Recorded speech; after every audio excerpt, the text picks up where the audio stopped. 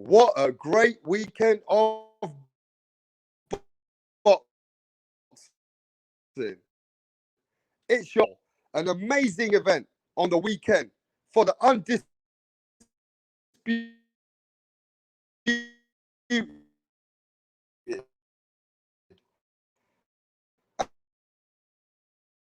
the curse has been done. The curse has been broken. What a great fight. And we're going to get cooking straight away. Sorry for everybody. I've been busy. I've been busy for a few days, but I'm back now. And I'm back with a bang. Let's get ready to cook. We've got Major Key Boxing in the building. We've got D Calico in the building. How you guys feeling out there? What's going on, brother? You were breaking up at the beginning though, but now you're good. You know what I'm saying? What's going what on, a people? great fight, Major Key Boxing. Finally, the curse has been broken.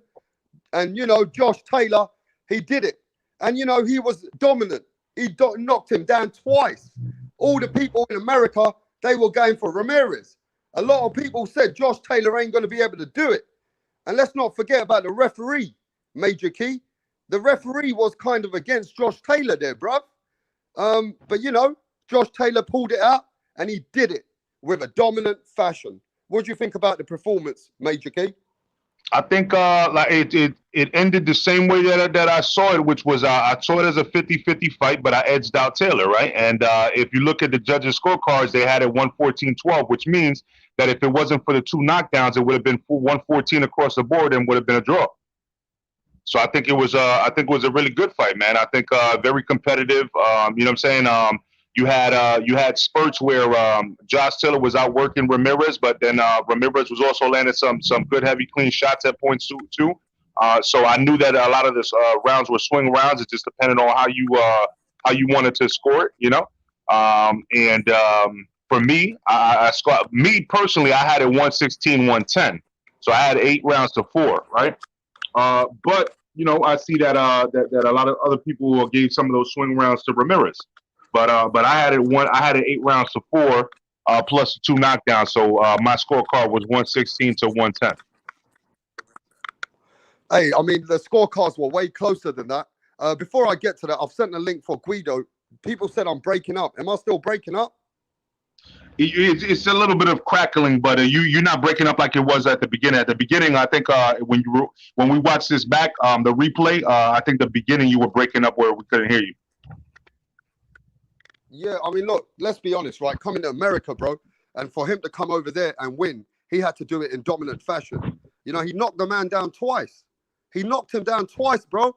And let's be honest, those swing rounds that you're giving to Ramirez, those swing rounds could have gone to Josh Taylor. But if he didn't get those knockdowns, they said the fight was a draw. Would you agree with that before I get to D Calico in the building? No, for me, I didn't have it a draw. But again, I had it like 8 rounds to 4 plus the 2. I think Josh Taylor clearly won the fight. But you know, again, it's sometimes people judge what they feel is more powerful, effective punches. I felt like Taylor was outlanding him and outworking him. So I gave credit to that. You see what I'm saying? So for me, he was doing the better work. Whereas Ramirez, you know, was throwing haymakers and he landed some, but you know, it wasn't enough to actually make a difference in some of those rounds. Well, I won a lot of money. Did you win any money as well, Major Key, or did you bet on Ramirez? Of course I did, man. Of course I did, man. A lot of people. I think it was just me and you that's been doing it for like the longest, and I think Punch finally made a prediction the other day for Taylor. But besides that, nobody really had Taylor, bro. We got Guido. Hey, what up, bro? What up? What's going on, Guido? Hey, what's up, Rapster? Yeah, congratulations Guido, to the UK. Boy. Hey, we broke the curse, Guido.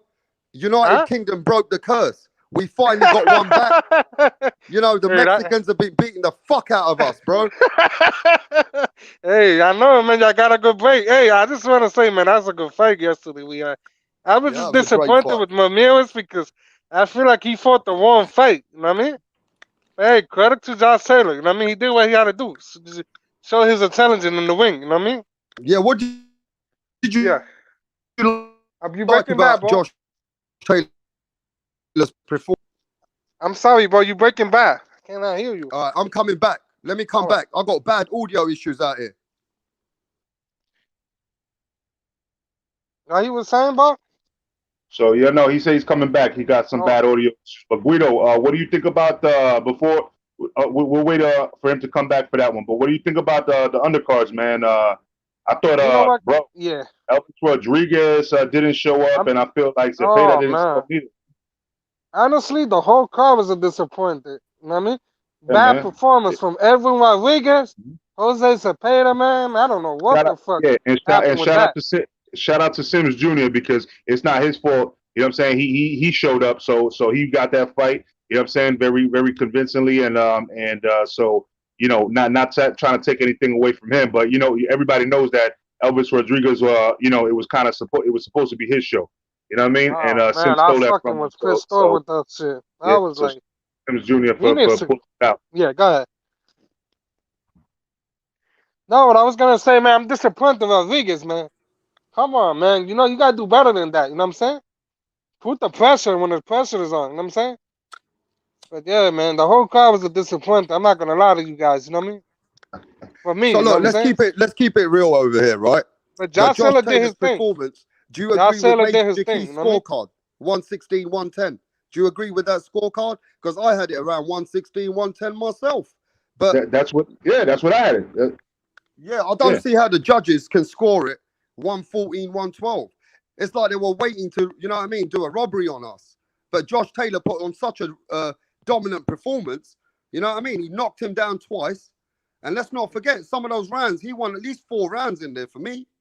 I mean, Guido, what do you think about the scorecards? And also, I want to know, what do you think about Kenny Bayless being a little bit... Oh, I fucking hate Kenny Bayless. Let me start with Kenny Bayless. Yeah. I cannot stand that referee, bro. The most corrupt referee in boxing. That dude got to get the fuck out of boxing. Kenny Bayless is a disgrace for boxing, you know what I mean? He needs to get the fuck out of boxing. That's how I feel, you know what I mean? Hey, we got some people in the building. We got Johnny Blaze. We got Snepe in the building. But I got other people in the building like Tycho TV. But all the messages keep to be vanishing. I don't know what's wrong with the audio. I don't know what's wrong with the StreamYard. All the messages are keep vanishing, bro. Has that ever happened to you, Major Key? No. You know what I think it is? What I think it is the Jose Ramirez fans are doing something in the background. You know what I'm saying? Yeah. You know. What do you mean by that? We know that was a joke. We don't come on. Calmate. So look, the real undisputed. Hey, look, I can't hear you properly, but the real undisputed champion's here. Josh Taylor. He did it for United Kingdom. He took it, and he took it from Ramirez in their country, bro. Yeah. And don't forget, the referee was against us too. I mean, you can see that the judges was against us. But, you know, all credit to Josh Taylor. Now, I want to ask everybody this. What do you think about people trying to say Teofimo Lopez could be... Go ahead. Teofimo Lopez could be... What is it? I think you got a delay. Man, this whole fucking stream is fucked up right now. Yeah, listen, man. What I think, because I was trying to explain to you, I don't think it was that the judges try to rob. I think that there were some legitimate swing rounds, right? And it depends on your preference. Do you like the power shots? Because I think some of those power shots that Ramirez hit him with were solid, and you know, you seen both of their faces looking similar after the fight. Or do you like the fact that Josh Taylor was the slicker one that was slipping punches and keeping busier and outworking him? You see what I'm saying? It depends on which angle you look at it at. Yeah, I just can't make the 116. I mean, what was it? 116, 114. Is that what it was? What was it? It was 114, 112, which means that if it wasn't for the 2 knockdowns, they would have had it a draw. Yeah, I don't agree with that. Yeah, I don't agree with it neither. But you know what I'm saying? But you know, like people will make their case, and what some of those swing rounds, you know what I'm saying? Like it's arguable. Put it like that. Let's be honest. I don't agree with it, but it's arguable. Is what I'll say. But let's be honest. Before those 2 knockdowns, Ramirez was putting hands on him. Let's just be honest. You know what I mean? Yeah, but if you look at it, Ramirez was trying to put hands on him, but Josh Taylor was he hit him with the hook. Yeah, He hit but him with Josh a body Taylor shot was too. Josh Taylor You know what was I mean? able to weather the storm, Guido. You know what I'm Yeah, saying? yeah. Josh Taylor was able to deal with that situation and then put on his shit. And you know, you got to remember this, Guido. Josh Taylor was setting the pace. You know what I mean? At some point, you know, Josh Taylor's pace was too much for Ramirez. Ramirez was looking tired in there, bro. There was a point in there that they were going to stop the fight, I thought. I thought Ramirez Who remembers when you saw I'm Ramirez come out surprised the how second Ramirez got knockdown? up from the second punch. I'm surprised he got up Yeah, I from the don't even know how the uppercut. fuck he got up. Yeah. And not only that, he was trying to come back to win the fight. If you look at the 10, the 11, and the 12, he was really trying to come back to win. You know what Yeah. I'm saying? So it's not like, you know, Ramirez is a tough guy. You know what I mean? You know what I'm saying? So, Hey, hey, look, it was I'm a just good gonna fight, say bro. this, It bro. was a good fight. That's what I'm going to just say, you know? But I'm going to say this. I had it like 7-5 for Taylor. You know what I mean? Okay, well, you scored it the same way as But the plus the judges scored it. knockdown. So that's the 2 knockdowns too. So, you know. So what? You had fucking Ramirez winning 7-8 rounds in that fight. the No, judges. I had Taylor winning. Yeah, but In a you close said fight. you But the said you only knockdowns had made it a 2 difference. points away. You just said you only had it 2 points away, bro. Yeah, yeah. That's what you said, right? Yeah, you hear me? So really, if the knockdowns didn't happen, I think this the fight knockdown wasn't made a gonna. difference, to You be know what I honest mean? If with the you. The knockdowns knockdown didn't made a happen, we difference. were gonna lose this fight. I think it would have been a draw. I think. I'm not sure. You know what I'm saying? I think Okay. the judges would have had a draw if it wasn't for the knockdowns, you know? So, yo, Glenn, a major key. So, are you happy with the whole result? Are you happy with the way that the fight went? At the end of the day, you know, Josh Taylor came out victorious. But if anyhow they would have robbed him, this would have been the worst robbery in the world. They nearly had a point where if he didn't knock him down again, they could have robbed Josh Taylor, bro. I wouldn't cause that much controversy about it, Rap. To be honest with you, man, I feel like the swing rounds you could have seen it. Again, it's like somebody put in the comments. You can highlight that right under the one that you just highlighted right there. It was from Senpai, and shout out to the whole chat, by the way. Tycho, Senpai, D Hodges, Johnny Blaze, that guy, everybody up in here. If I miss your name, apologies, but you know, with respect to all of y'all, HLD. You know what I'm saying? Hey, HLD, you need to get your ass over here. Hey, we need to get Yeah. HLD. HLD was going for Ramirez all week. HLD said that, yo, Ramirez was going to knock out Josh Taylor, bro. What happened, HLD? Yeah. You know what I mean? But put it on what Senpai put. He said Ramirez aggression versus Taylor's effective countering. See, so it's some judges look for one thing and some judges look for another thing. See what I'm saying? So I'm not mad because he still won and the right guy won. You know what I'm saying? And some of those were swing rounds, and I can agree that some of those were swing rounds. I edged out Taylor though. It kind of went to the same way that I was calling it. I said it's a 50-50 fight, which I edged Taylor. So it would have been a 50-50 fight, like a draw. But Taylor dropped him twice. So yeah, and that's what I say. Made it the difference. That's why he got the victory because of that. It still happened the same way that I called it. So, but I do agree with you, Rapstar, that I had Taylor winning a couple of those swing rounds where other people had Ramirez winning those swing rounds. But you know, at the end of the day, the right person won. You know what I'm saying? Yeah. But Taylor won at the end of the day, so he had a clear victory. At least 7-5, you know? At least you could give him 7-5. You know what I'm saying? Yeah, but can I be honest with you, Guido? When he got the knockdown, what did you think? Well, the first knockdown? Yeah. What you said? Say it again? I'm sorry, bro. I mean, when he knocked down Ramirez, down, what did you think about that? Because a lot of people thought Ramirez was going to be the one knocking Josh Taylor down in America. You know what I mean? Yeah, man. I was like, damn, man. Ramirez has got the more power. I think. Go ahead. I think Ramirez didn't expect it. He wasn't expecting Josh Taylor to hit him. If you could see, he was surprised when he hit the floor. You can see how surprised Ramirez was. You know what I mean? I think he kind of underestimated Josh Taylor's power. You know what I mean? Yeah, I was like, oh shit. Right? You know what I mean? Yeah. So let's move on from this then. Hey yo, Major Key, let's move on. Who should be Josh Taylor's next opponent? Terence Crawford going up at 147, or No. staying at 140 for Teofimo Lopez? What do you think? I think he should stay at 140. I believe that at the end of the day, you've seen his face at the end. Great accomplishment at 140. I do not believe that he beats Terrence Crawford. I think Terrence Crawford does not throw wild punches, wild hooks that are not calculated, like Ramirez was throwing. And that again, that was that was exactly the tale of the tape for me. That was my key to victory. You know what I'm saying? Was Josh Taylor moving and throwing the shorter punches, and that's exactly what he did. And here's the thing: when you fight Terrence, if you fight Terrence Crawford is going to keep pace with him, and he's gonna outwork him. Terrence Crawford is way better than Ramirez. You know what I'm saying?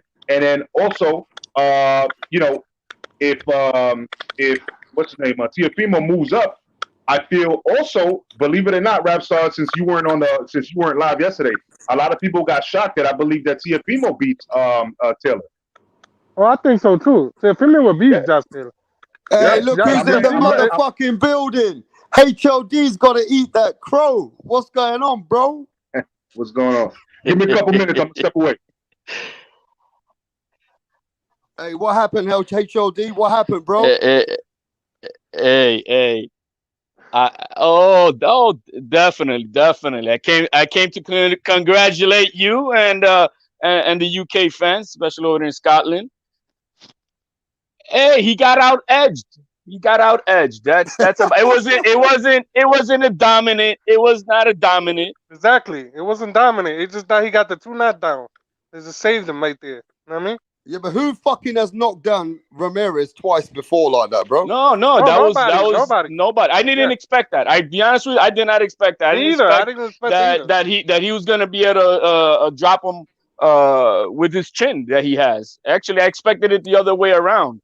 But if you see the fight, what it did tell you right now, I know you guys were just talking about if he should move up or no, he should not.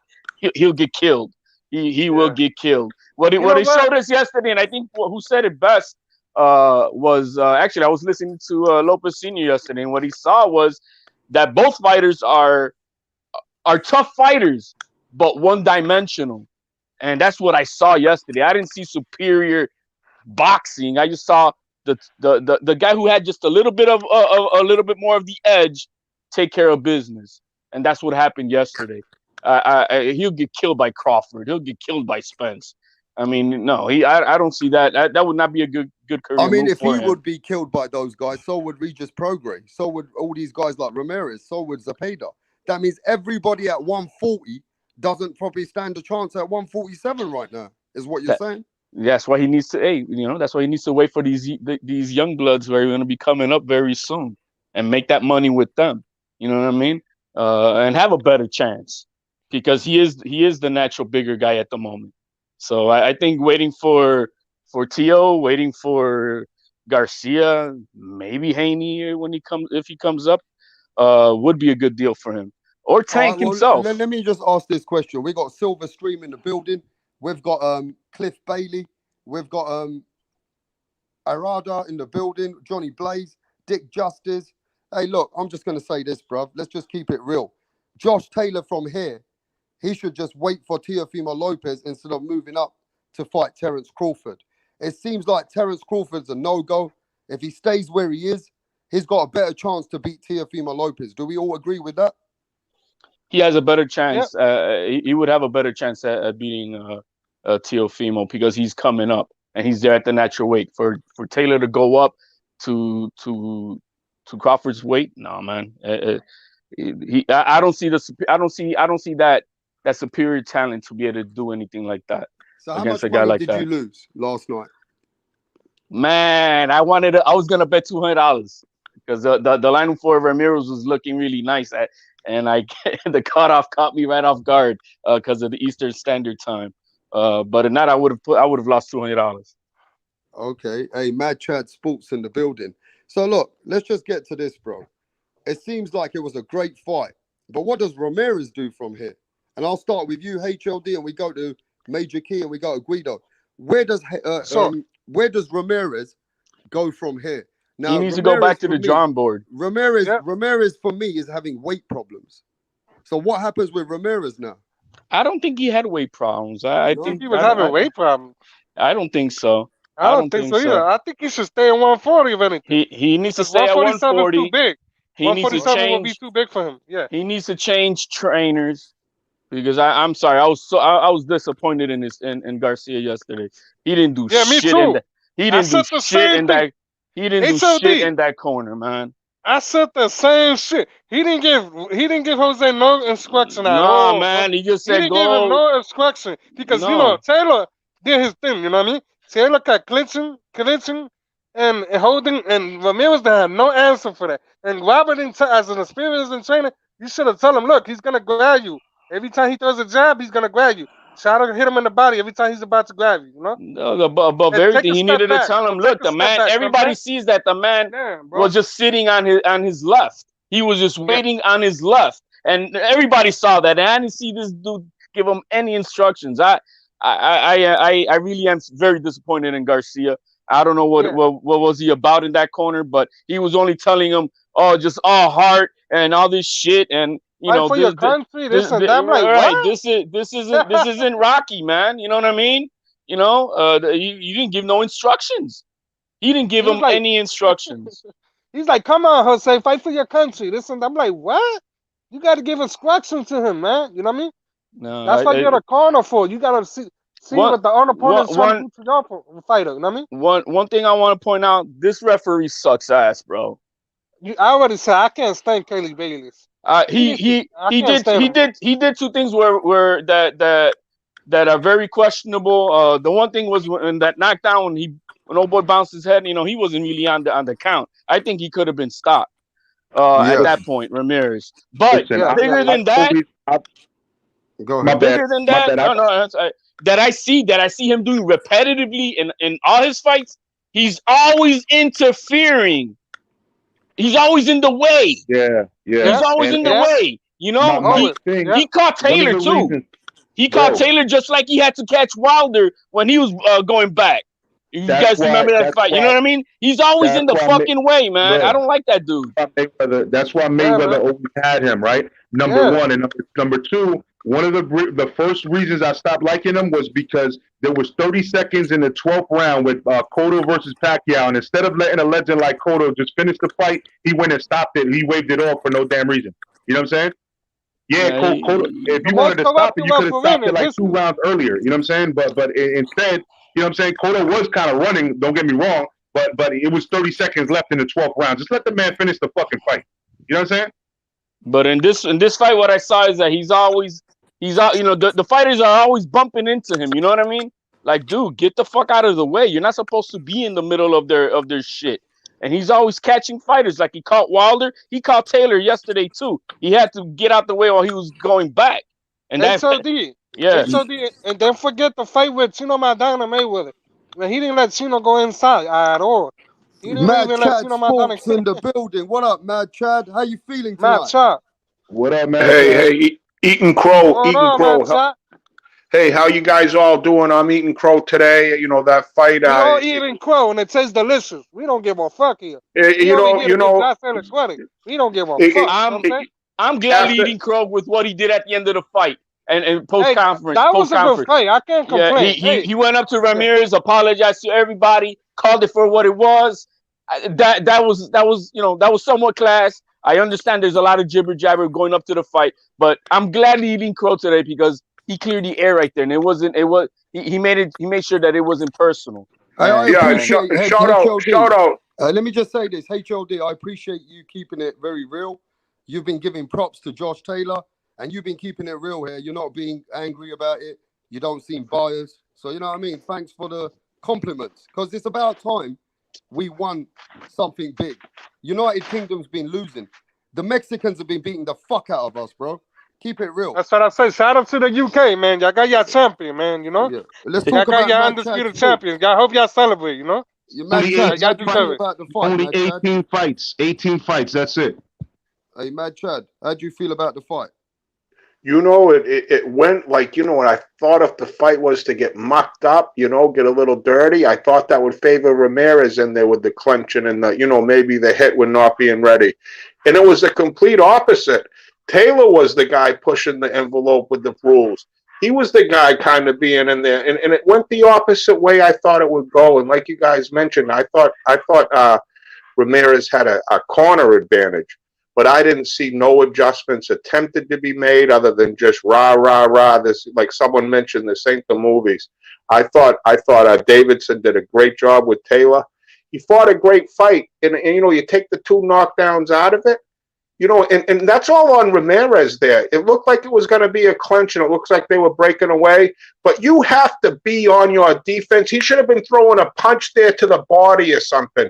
And he got clipped. He wasn't ready for that. He didn't see it. And it's amazing that he got up because he had a bad neck whip when he hit the canvas. I mean, the heart of a lion, Ramirez. But he didn't show the anger. He didn't hit him below the nuts. He didn't get pissed off. It was like just being a humble guy. One time he had Josh where he could have gave him a good shot to the back of the liver or something. And he didn't. Because he's a gentleman, he's a kind, and you can't have that. You have to have that killer. If someone's gonna get rabbit punching you, rabbit punch him back until the ref gives you a fucking deduction.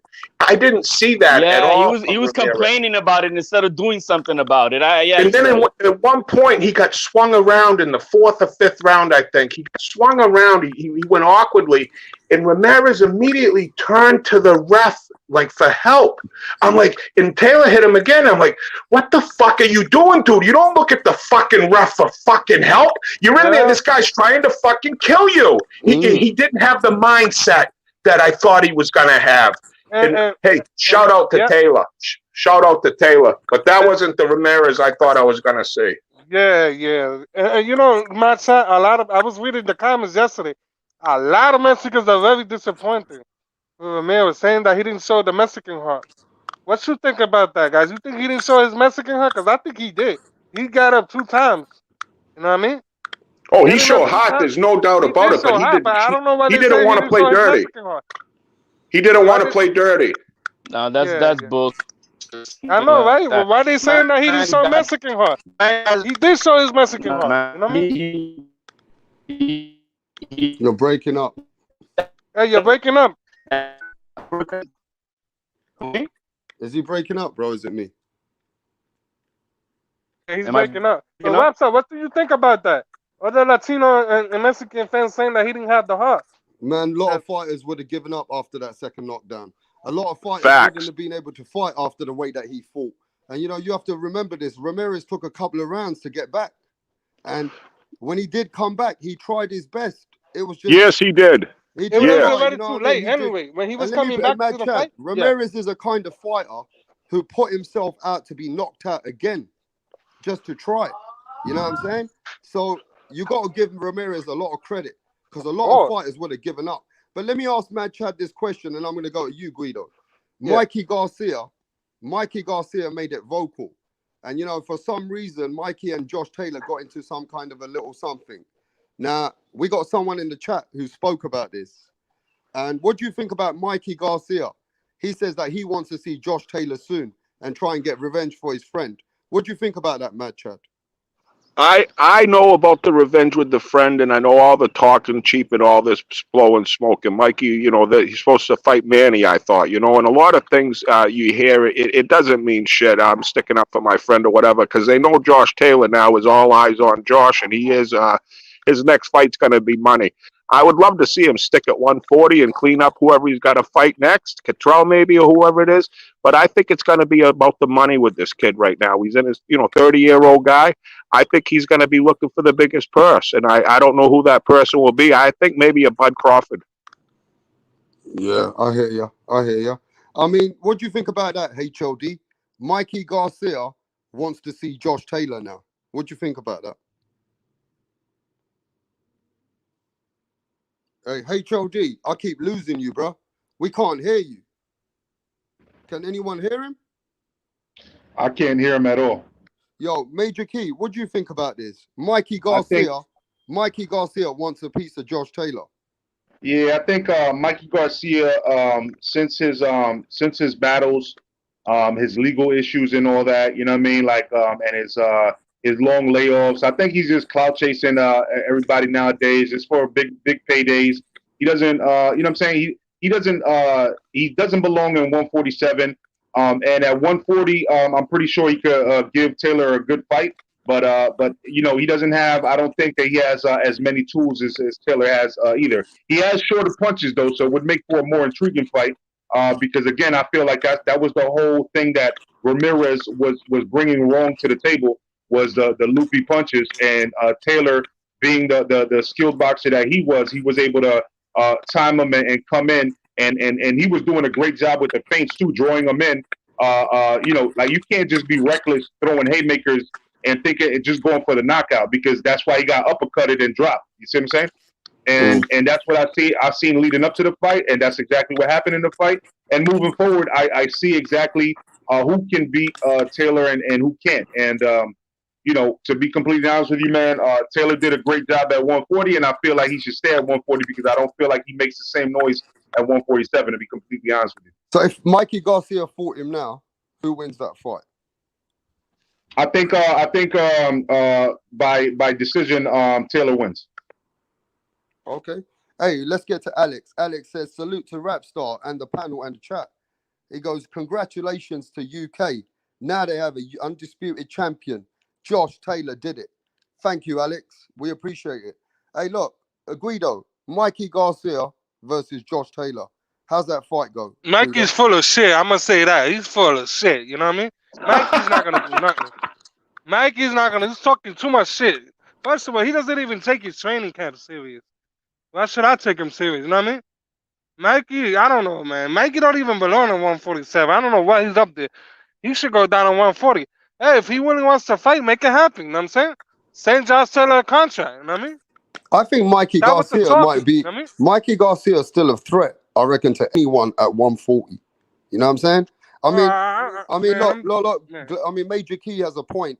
You know what I mean? He hasn't really been keeping his weight in check. He hasn't been active. But you know what I mean? We can't forget Mikey Garcia. He's a threat. I think Mikey Garcia a better fighter than Ramirez. What do you think about this, Mad Chad? Oh yeah. What do you think, Mad Chad? Oh yeah. I think Mikey's a better fighter than Garcia, but I don't know if he's ready, and I don't know if that's a risk reward thing. I think that's what the Taylor camp's going to be looking at, and I think they're going to be looking at the purse money. I think what I'm gathering with this game. It seems like a money type thing, and I feel like the Mikey Garcia fight with Taylor is not going to happen. I think that's just a lot of smoke from Mikey. Yeah, okay, but if that fight happens, Chad, who wins that fight? I think Taylor wins. He did impress me. I would be right along with Major Key. He called the last fight, and I think Major Key's calling it right on point. I think Taylor would win a unanimous decision. Okay, but I'm gonna say this, guys. Though Mikey's still better boxer, way better boxer than Jose Ramirez. So keep that in mind. I mean, but I just feel like he's just full of shit because he's not gonna really make that fight happen. We know he's won the money. Mikey right now is looking for a payday. You know what I mean? I know you won the payday, man. You know, I know you won the payday. Payday, I know. So come on, I'm not gonna take Mikey serious. You know what I mean? Until I see some action from Mikey. You know what I mean? Yeah, but what fight would we rather see more? Teofimo Lopez versus Josh Taylor in the near future, or Terence Bud Crawford against Josh Taylor? Mad Chad, give me the fight that you want to see next. I would like to see Bud Crawford fight somebody next. I mean, he's a pound for pound best, one of the best pound for pound fighters in the world. And, the last fight was Cal Brook, I believe. And I mean, he needs to be active. He's not a spring chicken, but he's not. I just want to see Bud fight. I think Bud Crawford versus Taylor would be a great fight. You got people across the pond. You got people here that like Bud Crawford. It would be a win-win situation for both camps. And Tio's young. Tio's still young. Tio's got a lot to do with that division, I believe. And I think Taylor and Crawford makes more sense. Okay, hey, Major Key, if you had a mystic cap and you had to predict the next fight, what one would you want it to be, bro? Teofimo Lopez, Taylor, or Bud Crawford, Taylor? No, I would like to see the Teofimo fight, just because it makes sense if he's moving up, if Teofimo's moving up. So this is a two-part question, because I would like to see actually Teofimo fight Haney just to shut people up. So that's one thing. You see what I'm saying? So I would like to see the Teofimo versus Haney fight at 135 before he moves up. But if he moves up, then I would like to see that fight, because and if it doesn't happen, or Teofimo stays at 135, then I would like to see him fight Mikey Garcia. You know what I'm saying? Just because. But besides that, you don't really have too many options. You know what I'm saying? Like at that weight division, and I don't want to see him move up to 147, because right there, I feel like he gets demolished by somebody like Terrence Crawford. You know what I'm saying? Yeah, man, for sure. But before I move on to the next subject, somebody's asking me, yo, Rapstar, how much money did you win? Well, I won about £300. How much is that in dollars? I don't even know right now. About $400 and something dollars, $450. But also, my brother Black and Brown, I think he bet me $50. So yeah, I don't, you know what I mean? I made some money. I was confident, you know what I mean, that Josh Taylor will bring it back. I just knew Josh Taylor's skill sets. You know what I mean? Only Major Key was with me. A lot of people, they can say what they want. Guido, Mad Chad, I'm sure all the other people, Black and Brown, a lot of people from the other side, they were going with Ramirez. Let's not forget that, Major Key. They said Ramirez is going to stop Josh Taylor. Remember that? That's true. I know. Yeah, I'm going to say it again. I said Ramirez is going to stop them in the 9th round. So I'm going to keep it real with y'all. You know what I'm saying? I keep it real here. Oh no, you're a real dude, Guido, and I know you're not gonna cap out here and say that you was saying something different, but no, I'm gonna keep it real with you guys. That's who I am. You know what I'm saying? Of course, ain't nobody capping over here. You know that. Of course, man. You know what I'm saying? But a lot of people, will now say, oh no, I had Taylor, but you didn't hear nobody saying Taylor before. I was literally like on every single channel debating people, and I'm like, bro, don't get mad. I'm just trying to say that it's a 50-50 fight, and I think Taylor's going to pull it out. That's really what I said from day one. Hey, we got our homie Bruce Goes in the building. We got Toby Bartlett in the building. We got Alex H in the building. We got my Toby! That's Toby Bartlett? Yeah, Yo, congratulations to you, brother. I know you guys are enjoying the Undisputed Champion out there in the UK, huh? Hey, we got so what's going on in the UK? Are they celebrating? Yeah, man. Listen, people in Scotland are celebrating more, because Josh Taylor fights for United Kingdom. So at the end of the day, of course, Scotland's going to be standing up. This is the first ever Scottish 4-weight undisputed world champion, bro. This is one of the biggest things. Now, this is what I'm going to come to next. I haven't had much time to think about it, but I'm going to ask Mad Chad, where does Josh Taylor go in the pound-for-pound rankings? Yeah, I'm going to go right here in the top 5. Where do you put him, bro? Or where have you got him? Well, for starters, we gotta go back to who picked who here, and I was definitely on Ramirez. But let's not forget again, Ramirez was plus $200, and Josh Taylor was the favorite. He was minus 260. You had to put $260 on Josh Taylor to win 100, and he was a favorite for a reason. I thought the underdog would be able to control the pace, control the tempo, keep Taylor on the back foot, and the pressure of Ramirez would wear him down. I was wrong, but Ramirez was the underdog. And, so where have you got him in the pound for pound? So pound for pound list right now. Right now, I have him in the top 20. Nah, top 20. What? Yeah. I don't think that's a world-beating division. Yeah, I think he deserves at least top 10 or top 5.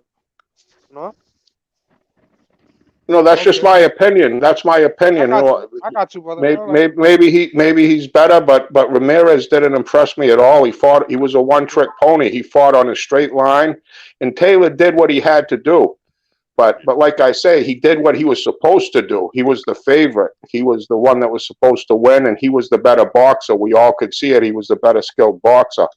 But I'm going to tell you this, right? Top 10. Guido, let me just speak. Guido, I've got Josh Taylor I got Josh Taylor around number 7 to 6, or I got to think about it. I might even have him in the top 5 if I really think about it. But at least I've got him at 7 or 6. Guido, where do you have Josh Taylor around the top 10 right now, pound for pound? Okay, I'm gonna put the list, right? Yeah, I could possibly even put Josh Taylor in the top 5, right? Bro. I could possibly put him in the top 5. I just got to break it down. I haven't even thought about it. Put him in the top 5. Put him in the top 5. Y'all said it deserves to be, because come on, Undisputed, man. Beat undefeated fighter. Come on, man. I mean, he beat. Let me just say this. He beat O'Hara Davis, which was an unbeaten British champion, which was going to be a world champion going on that route himself, and he knocked out O'Hara Davis. He beat Vasquez, then he beat Ivan Brechke, right? He beat him. Then he beat Victor Postol.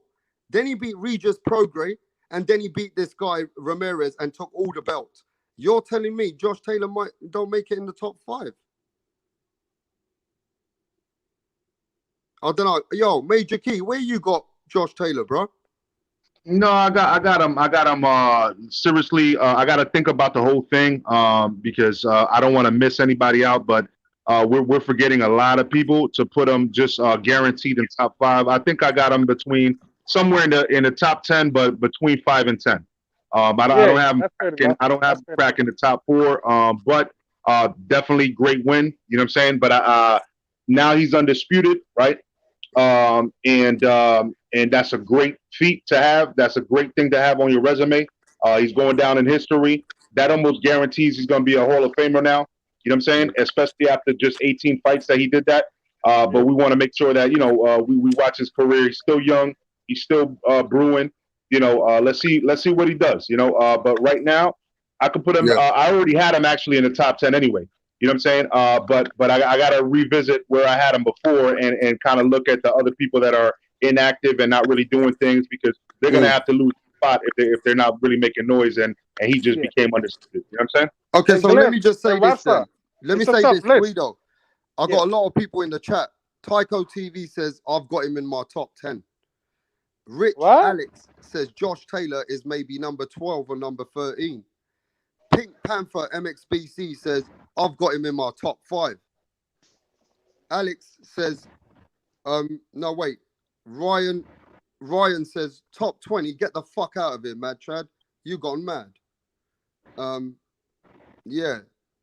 Wait, L-Dog says, drop the link. Give me a sec, L-Dog.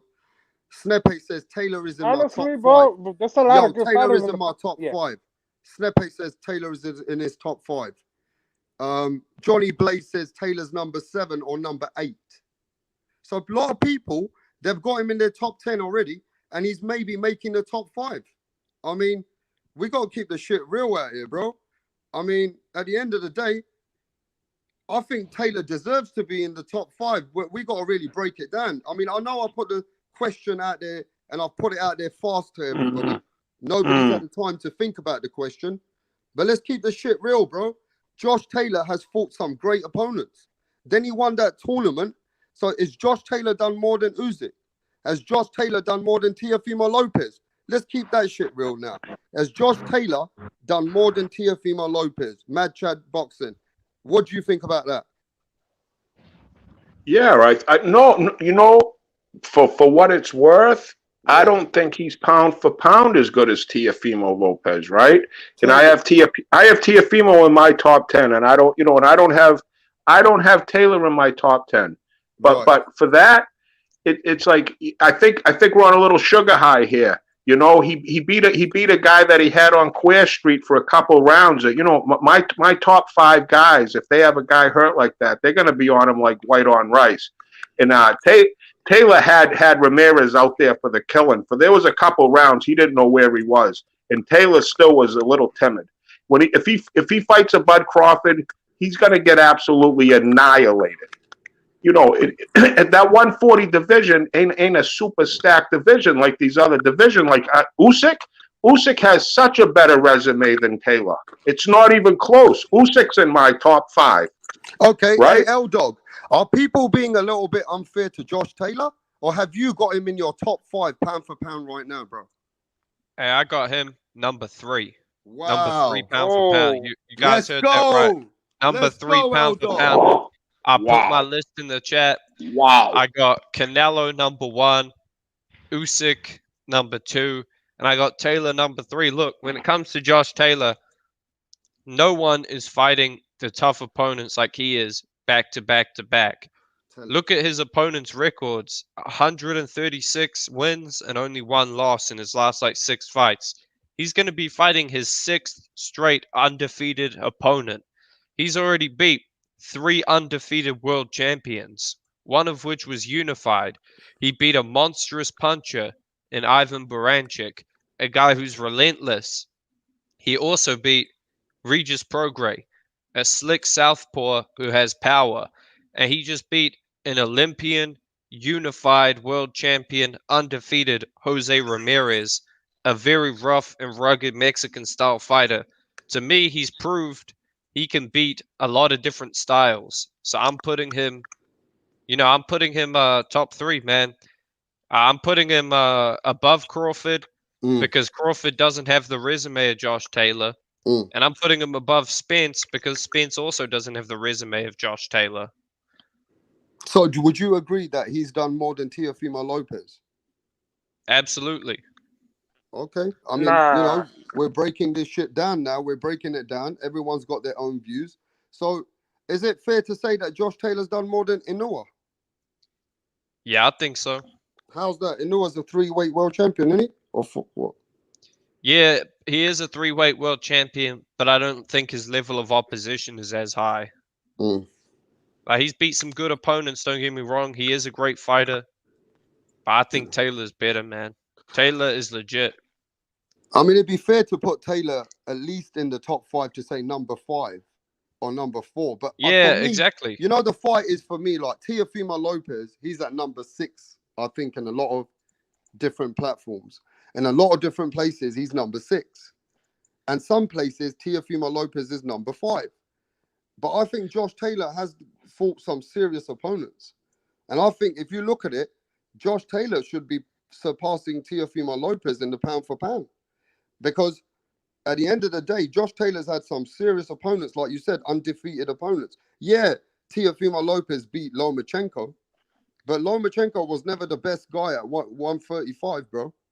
Let's keep that shit he real. was the best. He was the best. Hold on, Webster. But ESPN had him number 1 pound for pound. Come on. Yeah, no, but and then everybody picked Lomachenko to beat never the best at his weight at 135. Everybody picked Lomachenko to beat him. Opponent, Lomachenko struggled with Linares. Lomachenko struggled with Luke Campbell.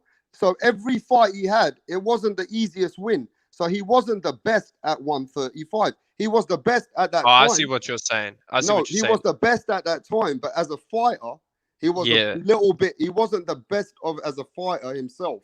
The best fighter Lomachenko is at 130. At 130, nobody can touch him at that time.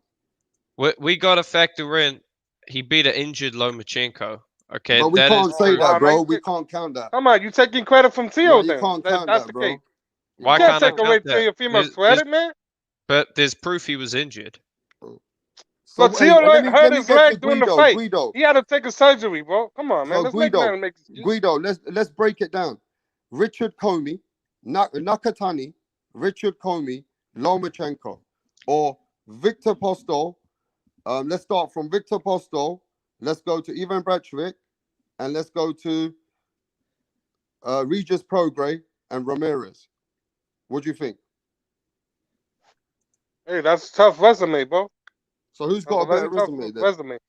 Bro, but the thing is, look, check this out, Rapster, but you forgetting that Teo did it in 16 fights.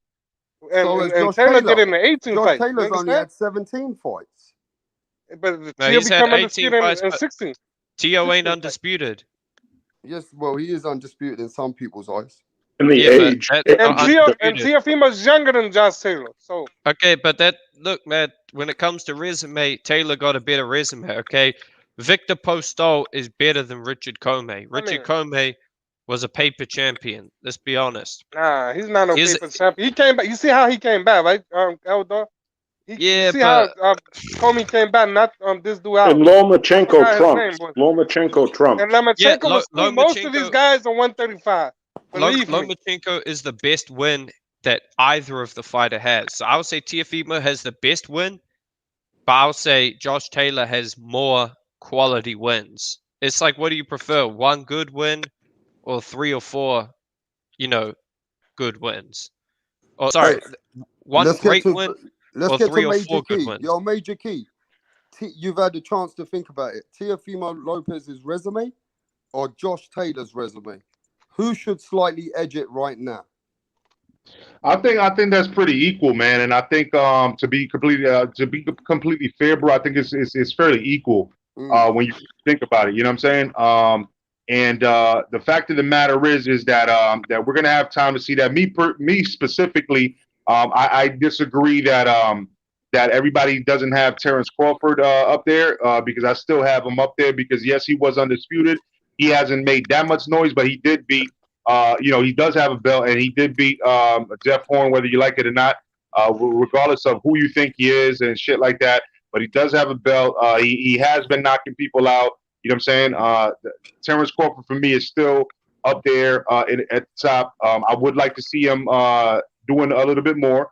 Usyk I had in my top pound for pound, but the problem with that is that I've already started telling people that I'm gonna exclude heavyweights from my pound for pound moving forward, only because I feel like since that's always been like the bread and butter of boxing, heavyweight, I would like to talk about that separately moving forward, right? So I'm not gonna, and there's no takeaway because pound for pound is literally just a perception type of conversation anyway.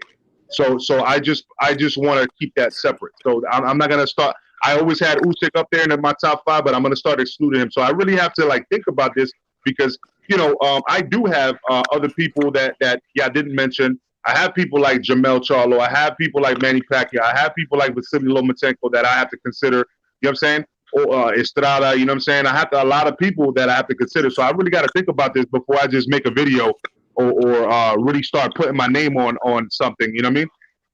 Back in the days, I could just shoot the shit and just say that. But then if I say some shit and I stick to it, then you're gonna be like, yo, Major Key said this. Why you didn't? And I'm just talking. I'm just shooting the breeze right now with y'all on the Sunday evening. You know what I'm saying? I'm trying to like, get my whole brand caught up with a top pound for pound that I didn't think about. No, I mean, I get what you're saying. You got to dice it down. You got to break it down. You know what I mean? So you got to be sure with where you want to put Josh Taylor. You get what I mean?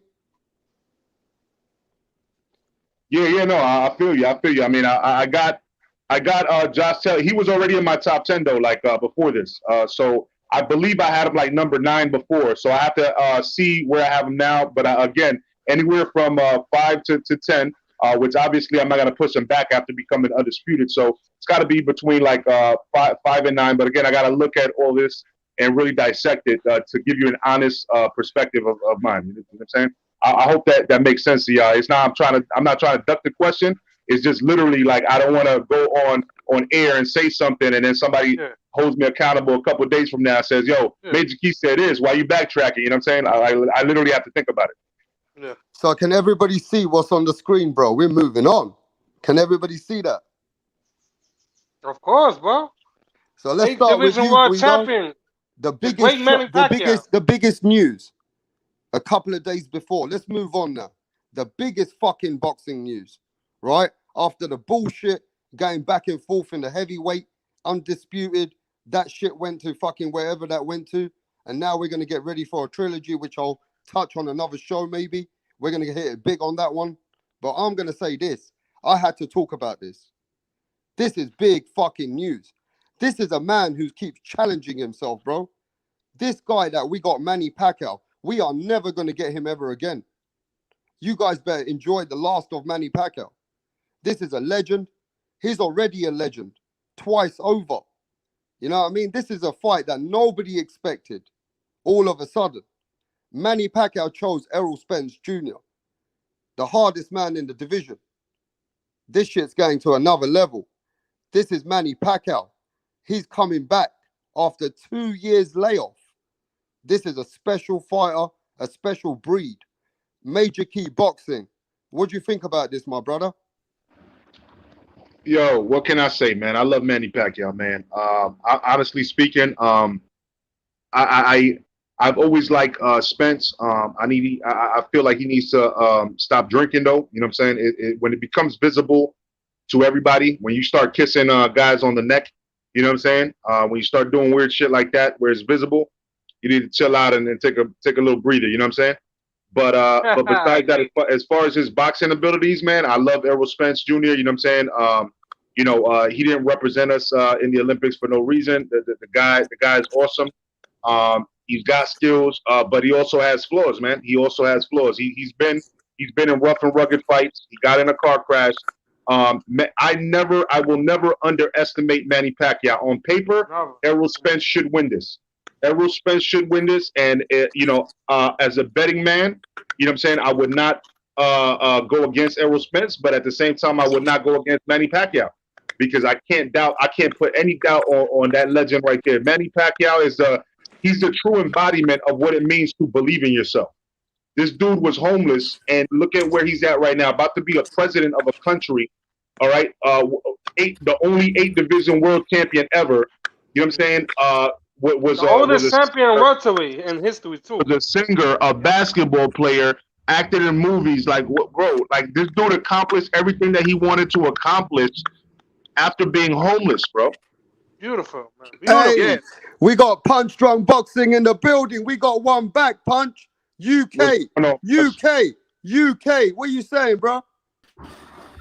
I just came from Boxing Baptist Church, and it was a good night of church, ladies and gentlemen. It was a good night of church, and the Lord said that there will be a Scottish man that will walk in the ring May 22nd on Saturday night and will beat the Mexican-American Jose Ramirez.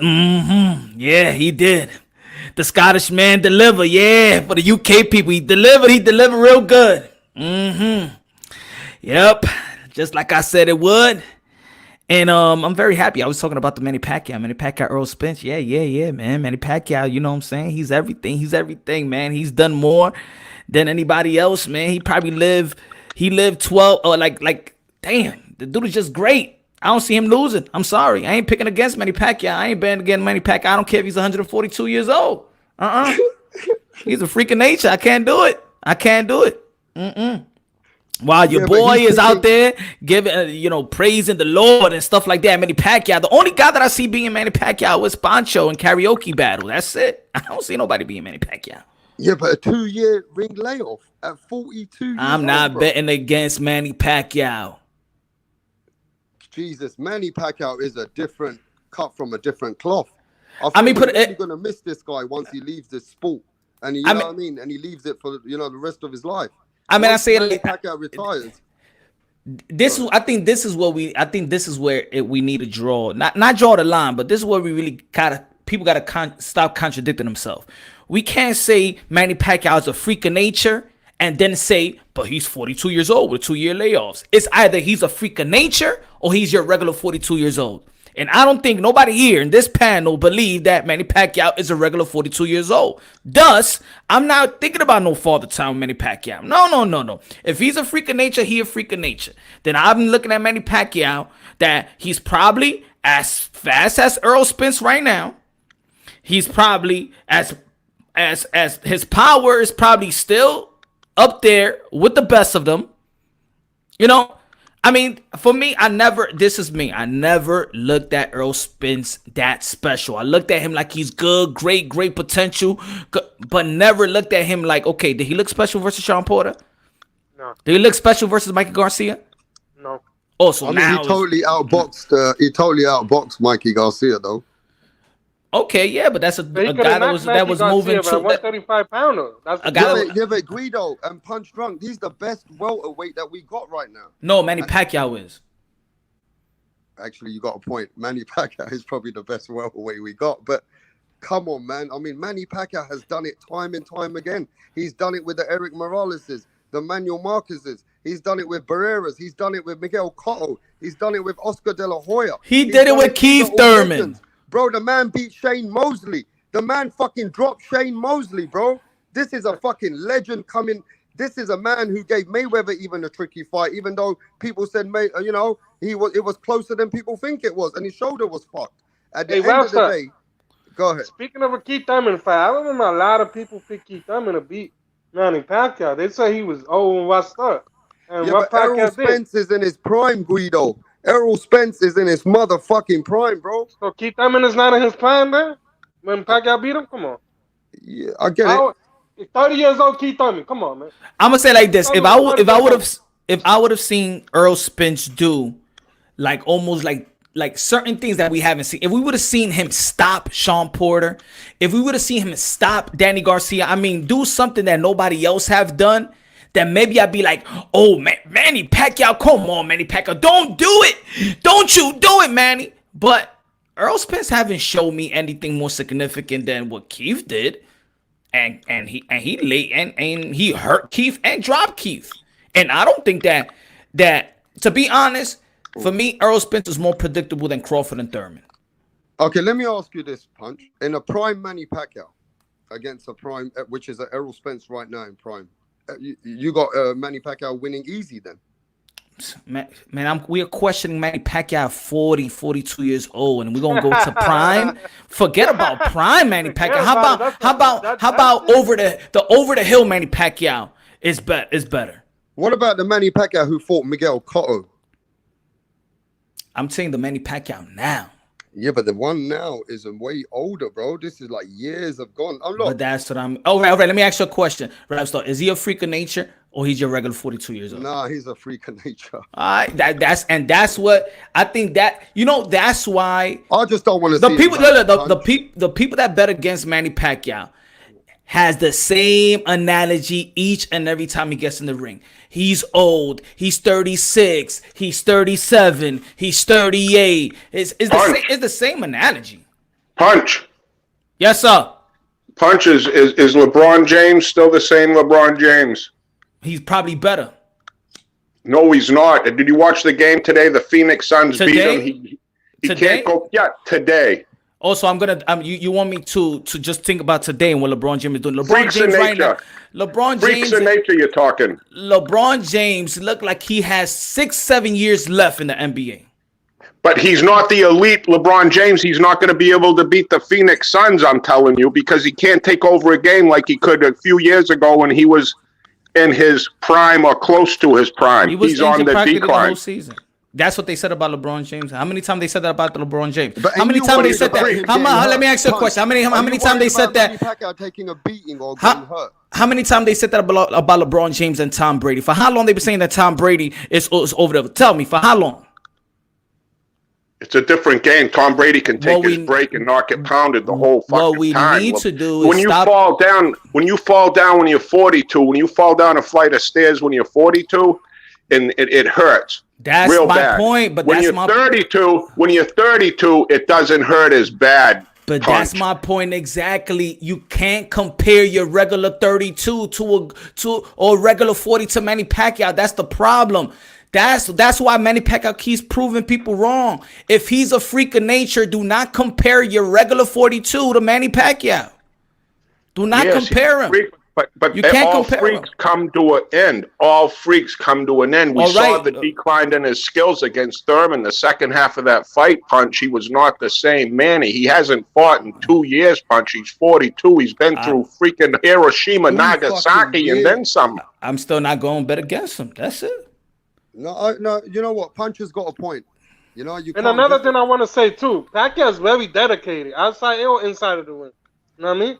Yeah, but very Guido. Disciplined fighter. Hey, probably that crashed it.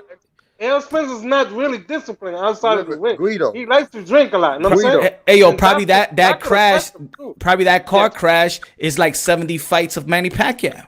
Yeah, and that's what I'm saying. And not only that, Punch, he likes to drink. I mean, you can drink. That's on you. You know what I mean? But when you're in boxing, you got to take that shit serious. You know, drinking and abusing your body, you know what I mean? That's not a good idea, especially. Well, I'm not gonna, but we're not gonna say that Manny Pacquiao ain't drink either, man. He was a gambler. He was no. We know that, bro. No, but let's keep this shit real, right? We're expecting a lot from Manny Pacquiao. Time and time again, Manny Pacquiao comes and proves us wrong. And look at where Manny Pacquiao is today. He's fucking fighting the #1 welterweight, and fucking Floyd Mayweather's fighting the #1 YouTube fucking guy. Think about that. This guy, Yeah. Manny Pacquiao, is challenging himself to another level. And let me be honest, Punch. Ain't you worried about Manny Pacquiao's safety at some point? I used to worry about it, but I'll be contradicting myself at the same. I could be doing the same video and contradicting myself about Manny Pacquiao. Oh, he should be tired. He's done it all. He's done it up. But at this point, I don't know, and I don't think nobody has the answer. What drives Manny Pacquiao? It's not money. It's not the Filipino people too. He already got the Philippine people. He already in position to become. He's a senator, becoming to be a president. Matter of fact, people know Manny Pacquiao more than the president of the Philippines. So it's something that drives Manny Pacquiao, that drives other great athletes that we just don't understand was in their noggin. Yeah, and Punch, and I want to say this: it's not an easy fight either. You know what I mean? No, it's not. No. I'm a tough young guy. You know what I mean? I'm not saying that Errol Spence can't beat Manny Pacquiao. What I'm saying is I won't bet against Manny Pacquiao. Yeah, I know what you're saying. Because he's always Errol Spence, Guido, Errol Spence is way bigger than him, and he's got over 11 years younger than him. Everybody's bigger than Manny Pacquiao. That's another thing. Everybody bigger than Manny Pacquiao. See what he did to Margarito back in the days? Fucked up his two eyes up, right? At 154. A big Margarito, you know what I'm saying? So. Maybe the bigger the better for Manny Pacquiao. Maybe he see the targets better. You know what I'm saying? Look, I'm gonna tell you like this. When you're trying to fight, it's hard to hit you. Manny Pacquiao seen something like Errol Spence. Errol Spence is fundamentally sound. He throws a jab. He stays in line. He throws the 1-2 to the body. He'll hit you with the elbow, try to muscle you. Manny Pacquiao seen an Errol Spence before. Errol Spence ain't never seen nothing like Manny Pacquiao. He can't simulate. He can't bring nobody as a sparring partner that's going to simulate Manny Pacquiao. That's the difference. He's going to have to adapt to Manny Pacquiao right there. And Manny Pacquiao has hurt or dropped each and every of his opponents. In his prime, after his prime, he has hurt and dropped any of his opponent. So will Errol Spence overcome being hurt or dropped by Manny Pacquiao? Because to me, that's inevitable. Okay, hey, Major Key Boxing. Do you agree with this shit? Or do you think that Manny Pacquiao has took, at 40 years old, he took a 2-year layoff. At some point, age catches up with you. It's scientific. You know what I mean? This is life, bro. You can't keep pushing to the point that you are. I was the first one to answer the question, and I told you that I would never bet against Manny Pacquiao. Yeah, remember? But I'm just saying, do you think that he can be, are you concerned in his safety at some point? Or that's Manny Pacquiao? No. Manny Pacquiao, again, like everything that he's accomplished in his life, I told you, that is the true embodiment of someone who believes in themselves. And you can't, you know what I'm saying? Like somebody that believes in themselves to that extent. Punch made a video talking about, you know what I'm saying? Like he's crazy, right? You know, and you know, in a different way. You gotta be motherfucking crazy in your head. At some point, you gotta be crazy. But I understand exactly what he meant. You know what I'm saying? But my interpretation of what he said was that it's the true embodiment of true belief. Yeah, he's crazy in your eyes to be fighting Errol Spence, right? And but at the end of the day, it's that belief that he has in himself that he could do it. So who's to tell Manny Pacquiao that he can't beat Errol Spence? And when he goes out there, he's gonna try to. Since when did we see Manny Pacquiao not try to beat the person in front of him? So we already know that he's going in there to actually try to win, and he's going to be convinced that he can beat him. You know, now I was going to say, I'm gonna put it in Major Key's world right here. Oh, well, not to mention your family, but you know what I'm saying. We heard Major Key got 9 kids, right? Somebody gonna be like, yo, that dude is crazy, but the dude could handle to raise 9 kids.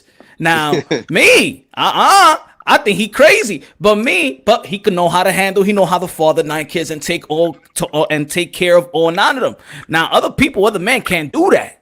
You know what I'm saying? For other people, that's some great fatherhood, but I can't do it like that. Just give me 3, and I'm good. I can't take it. Hey, Punch, can you imagine? Can you imagine being Manny Pacquiao's wife? Because I saw this video. Manny Pacquiao's wife was crying once and asked him to retire 6 years ago. Because she probably didn't believe in Manny Pacquiao at that time. And I think now she understands her husband even more. So so I remember they asked her about him fighting Keith Thurman that time. Yeah. She was happy about it. See, I think at that time she understood her husband real good now. Like she understands the warrior of her husband now. I mean, to be fair, right? I think we as fans, right? Manny Pacquiao spoiled us, and just like Punch said, we can't go against him. He's constantly, you know, gone against the grain. This was a fighter who started at, what was it, 126 or 122? 110, 108. He started at 108, yeah? It was 108. 108, yeah, he was mad small. Yeah, but when did he start winning belts from?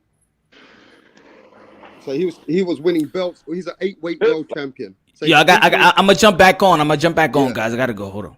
All right, so he was an 8-weight world champion. He is, right? He's already cemented legacy, bro. This guy cemented something that a lot of fighters would never ever cement. What the fuck drives Manny Pacquiao to come at 42 years old with a 2-year ring layoff? What drives this man, bro? He must have something different inside of him for him to come back to want to prove. Like, you know what I mean? Like Punch said, he ain't proving to the fans anymore. He ain't doing it for the money anymore. Who's he doing this? Is he doing this for the demons? He's got Is he doing this for the demons inside of his body? Is there some demons in Manny Pacquiao? No demons, bro. It's no demons. He has that shit in it. He's a fucking warrior by spirit, bro. And he needs to get that shit off of his chest. That is what he lives for. You know what I'm saying? The only thing that will stop him is time. He could be a governor, he could be a president, but he's got that little itch where he wants to fight. And as a president, he can't be out on the streets fighting people. So, you know what I'm saying? He got to get that little itch. You know what I mean? You know, imagine a Filipino fucking president, you know what I'm saying, punching Kim Jong-un in the fucking mouth because he says so. You know what I'm saying? Like you know, you can't fight when you're a president like that. So he's in the sport. He's got that itch. He still hasn't left him. So what do you think about the chat? Meezy in the chat says, do you think that Errol Spence is ready for all these angles that Manny Pacquiao brings and what kind of a different fighter he is? Errol Spence has never faced anything like that. But, you know, we got to remember this. We're speaking like Manny Pacquiao's in his prime. I mean, Manny Pacquiao's not in his prime. This is, you know, you got to remember what Mad Chad's saying. Yeah, he beat Kurt Furman, but he was losing some of that fight at the end of that fight. You know what I'm saying? This is Errol Spence Jr., bro. This ain't in his prime Errol Spence after his tune-up fight from his crash. Hey, Mad Chad, talk to everyone. You don't need to follow everyone. Tell them what you think. I'm thinking I hope Manny has his faculties with him when he gets done with this fight, because he's walking in the ring with a killer here. He's with a much bigger man. Errol is I have him top pound for pound guy in the world. I think Errol beats Bud Crawford. I think Bud beats Manny. We're all thinking Manny, everybody was saying Manny was old against Floyd Mayweather, fellas. I mean, he was on the decline against Keith Thurman. I believe both, you know, man, that was 2 years ago. When you're that old and that inactive, yes, you have the warrior spirit. Yes, Ali thought he could beat freaking Holmes. I mean, you know what I mean? These fighters are wired differently. They are freaks in nature. Athletes, the hands of time. Willie Mays played till he couldn't even run no more. These world-class athletes don't know when to quit. The only way they quit is if they physically can't do it no more, or the hands of time. And the hands of time wait for nobody. I saw LeBron James today, a slow man. I saw him breathing hard because he's been battled. He's a legend. He's wired differently. He's a beast. He's a physical beast. But he can't go by anybody no more because he's not agile no more. Because the hands of time have caught up with him. We're talking about Manny with all these angles and stuff, like he's fighting Marquez. I mean, this is 2021, fellas. When did he fight Mayweather? We were calling him old then. You know, let's get real. He's fighting a killer. He's fighting a killer that what people talk about, a pound for pound in the world fighter. Hey, you don't bet against Manny. I get it. It's going to be interesting when the odds do come out. I'd like to see some future odds on this because I think also, Mad Chad, I agree with you a little bit. Manny Pacquiao has also spoilt the fans. He's a different kind of breed. He keeps giving them entertainment that they've never seen before. So I'm going to say this. Drop the link for Shadow Ghost, man. I already sent it. Shadow Ghost guys, in the building. I want to ask all three of you guys say this. If Manny Pacquiao goes to sleep, he can get hurt in this fight, bro. I'm not saying that he can't beat Errol Spence. But, you know, even Manny Pacquiao in his prime, that would have given Errol Spence a really great fight. He would have probably beaten Errol Spence then. But right now, that's a lot to ask. What do you want to say, Guido? No, what I was gonna say, if all three of you guys, anybody in the panel, in the chat, if Manny Pacquiao beats Spence, where y'all put him in history? Give me your honest opinion. I mean, if he, oh man, and that's a hard one for me to say. You know what I mean? Fucking it's possible that he could beat him, but wherever you rank him in history, is he's the GOAT or what? Top 5 of all time? I mean, this is crazy right now. You're putting it on us right now, bro. No, we gotta put that shit. We gotta keep it real, brother. We need to know where Pacquiao is gonna be ranked in history. Hey, let me tell you something. If he beats Errol Spence, Major Key, and Guido, Mad Chad, if he anyhow beats Errol Spence, he's the sort of guy who's gonna want Terence Crawford next. He's the sort of guy who's gonna want Terence Crawford. He's that kind of a fucking animal, bro. You know, Manny Pacquiao is a crazy motherfucker, bro. What you got to say about that? Listen, Rapster, if he beats fucking Spence and Crawford, I don't know what to say, brother. I don't. He's the GOAT. That's it. I don't want to hear no more debates. He's the GOAT to me. 8th Division World Champion, be a unified champion, and then he beat Crawford. Oh man, 2 undefeated fighters back to back. What? He's the GOAT. He's the GOAT right there. And he beat the 3 fighters that people said that Mayweather never fought. Is the Antonio Margarito, and he beat Keith Thurman, which wanted Mayweather as well. And don't forget, Errol Spence gave Mayweather everything when he was coming up in the sparring. Mayweather said, "This is the next GOAT." So, boy, if Manny Pacquiao beats Errol Spence, Major Key Boxing, what the fuck? Where'd you put Manny Pacquiao, bro?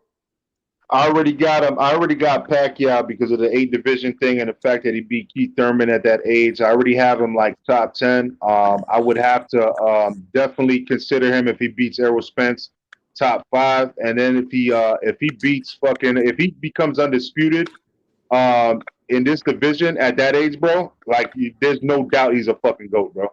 You know what I'm saying? Like the only problem that I have with the differences is how many people were undisputed for so long. You know what I'm saying? How many people, had more wins and fought so many times a year back in the days, 15 rounders, shit like that. So these are the differences in why I wouldn't put him, the GOAT right now. But I have him at top 10 because of the 8 division thing and the shit that he's done. Like Manny Pacquiao, man, is a legend. You know what I'm saying? Right now before our eyes. We're blessed every time he steps in the ring and we watch him. You know what I'm saying? Not as just as a boxer, but as a person. You know what I'm saying? Look how much he's giving back to the Philippines, man. That's real shit right there. Manny Pacquiao is a fucking legend right now. So he's definitely one of the GOATs already. He's definitely first ballot Hall of Famer, no doubt. But as far as being number 1 all time, we got to remember that there's hundreds of years that a little over 100 years that we're talking about boxing. So a lot of shit has happened, but he's still in the top 10 though. But he can definitely become top number, number 1 in the conversation. Shadow Ghost in the building. How you feeling, son? What's going on, Shadow? Bro? Hey, what's going? Oh shit, I forgot to do my back. Fuck it. I don't care what y'all look. Y'all can see my room. I don't give a fuck. Anyway, what's happening, bro? What's going on, man? So the biggest thing that we're talking about right now, Shadow Ghost. It was good, Guido. Well, yeah, I heard y'all talking about Pacquiao. No, there's 2 big things. Pacquiao fighting Errol Spence, announcing that he wants Errol and got the fight. And the second thing is, if he beats him, what the fuck? Where'd you put this man, bro? That's what we want to know. Well, yo, this shit's crazy, right? Because like, I think when I was setting up my equipment, I heard you was naming like all, remember like Morales, Barrera, all of them and shit. Like, and I think when Punch was on, he mentioned Thurman. Like when he fought, like the thing about Pacquiao, right? Like when he fights somebody, right? He ain't just fighting somebody. Like he's going in there to win. Like, so I know like a lot of people might think like, yo, let's say if this is his last fight, it is a big payday, but he's not just going in there to just fucking collect the check. Like he really thinks he could beat this dude. And the same thing with Thurman. When he fought Thurman, I was one of the people that was like, yo, Thurman's in his prime. Pacquiao's a little bit old, you know what I mean? He's a Hall of Famer. And he shocked the hell out of me, bro. And I'm gonna tell you right now, with Spence, you know, Spence had that car accident, and he came back and he fought Danny, right? And he made a good account of himself, right? And the thing with the car accident, right? He changed, like, to me at that point, it looked like he woke up. You know what I mean? Like, he woke up, he realized that he could have died. You know? Yeah. And I've been looking, like, there's been a couple of things that I've been watching on the side, like, because there's a lot of shit going on in Dallas, Texas right now, right? So I've been watching, like, a lot of vloggers, and there's some other shit going on. But Errol, in his life right now, right? There's other shit going on, right? That I think that can, like, it's not positive, just put it like that. And that I think that he needs to, I think this is a good thing for him, and he really needs to focus on boxing. You know what I mean? Because the distractions outside of boxing, that especially with the stuff that's happening in his life, can really fuck around and he'll lose a fight. Because the reason why you look at someone like Mayweather or Pacquiao, the reason why you're able to stay in the game for a long period of time is because of your lifestyle. You can't be hanging out, partying, chilling with rappers, doing all this shit, and thinking that you're gonna be boxing for 20 years. You know what I mean? That's right, Rapstar. That's what I was just saying to him. Yep. You look at his lifestyle. He's a senator. He's very healthy. He takes care of him. He's a family man. He's a godly man. So this is why he's always on point. He always believes that he has God on his side. It's very different from someone who chills, who hangs around with rappers, who drinks a lot, who goes to parties, who does that. A lot of those distractions, believe it or not, yeah, when it comes fight time and you get down and you get busy and you make weight or whatever, but still, some of those distractions can really catch, after a while, it catches up to you. But I think this is a good thing. And I would say this, anytime that Pacquiao is fighting anybody, bro, you can't count that dude out, bro. But I really think this is probably his last fight. And if it's his last fight, he's definitely going in there to win. He ain't going in there to collect the check, bro. He ain't doing that. That's just not him. I mean, Shadow, you got a very good point. You know, Manny's going to cause controversy with anyone he goes in with. And Errol Spence is going to have to face something in that ring. You get what I mean? Manny's a monster. Yeah. But a lot of people, like, you know, this guy, Arian Yuda, he says, look, Manny was the best when he was the best, bro. We know 5-6 rounds, he's going to give Errol Spence hell in there. But afterwards, he might get stopped because, you know, he's 42 years old, bro. Mm-hmm. So if you see Manny get hurt in there, bro, you know what I mean? It is expected as well. At some point, age is going to catch up. But if he does the impossible, he's done that many times. So I don't know what to think, bro. I mean, personally, who are you going with in this fight? Don't use your heart. Use your logic. Yeah. Oh, yo, I'm so glad you said that, Rapstar, because let me tell you something. I'm done.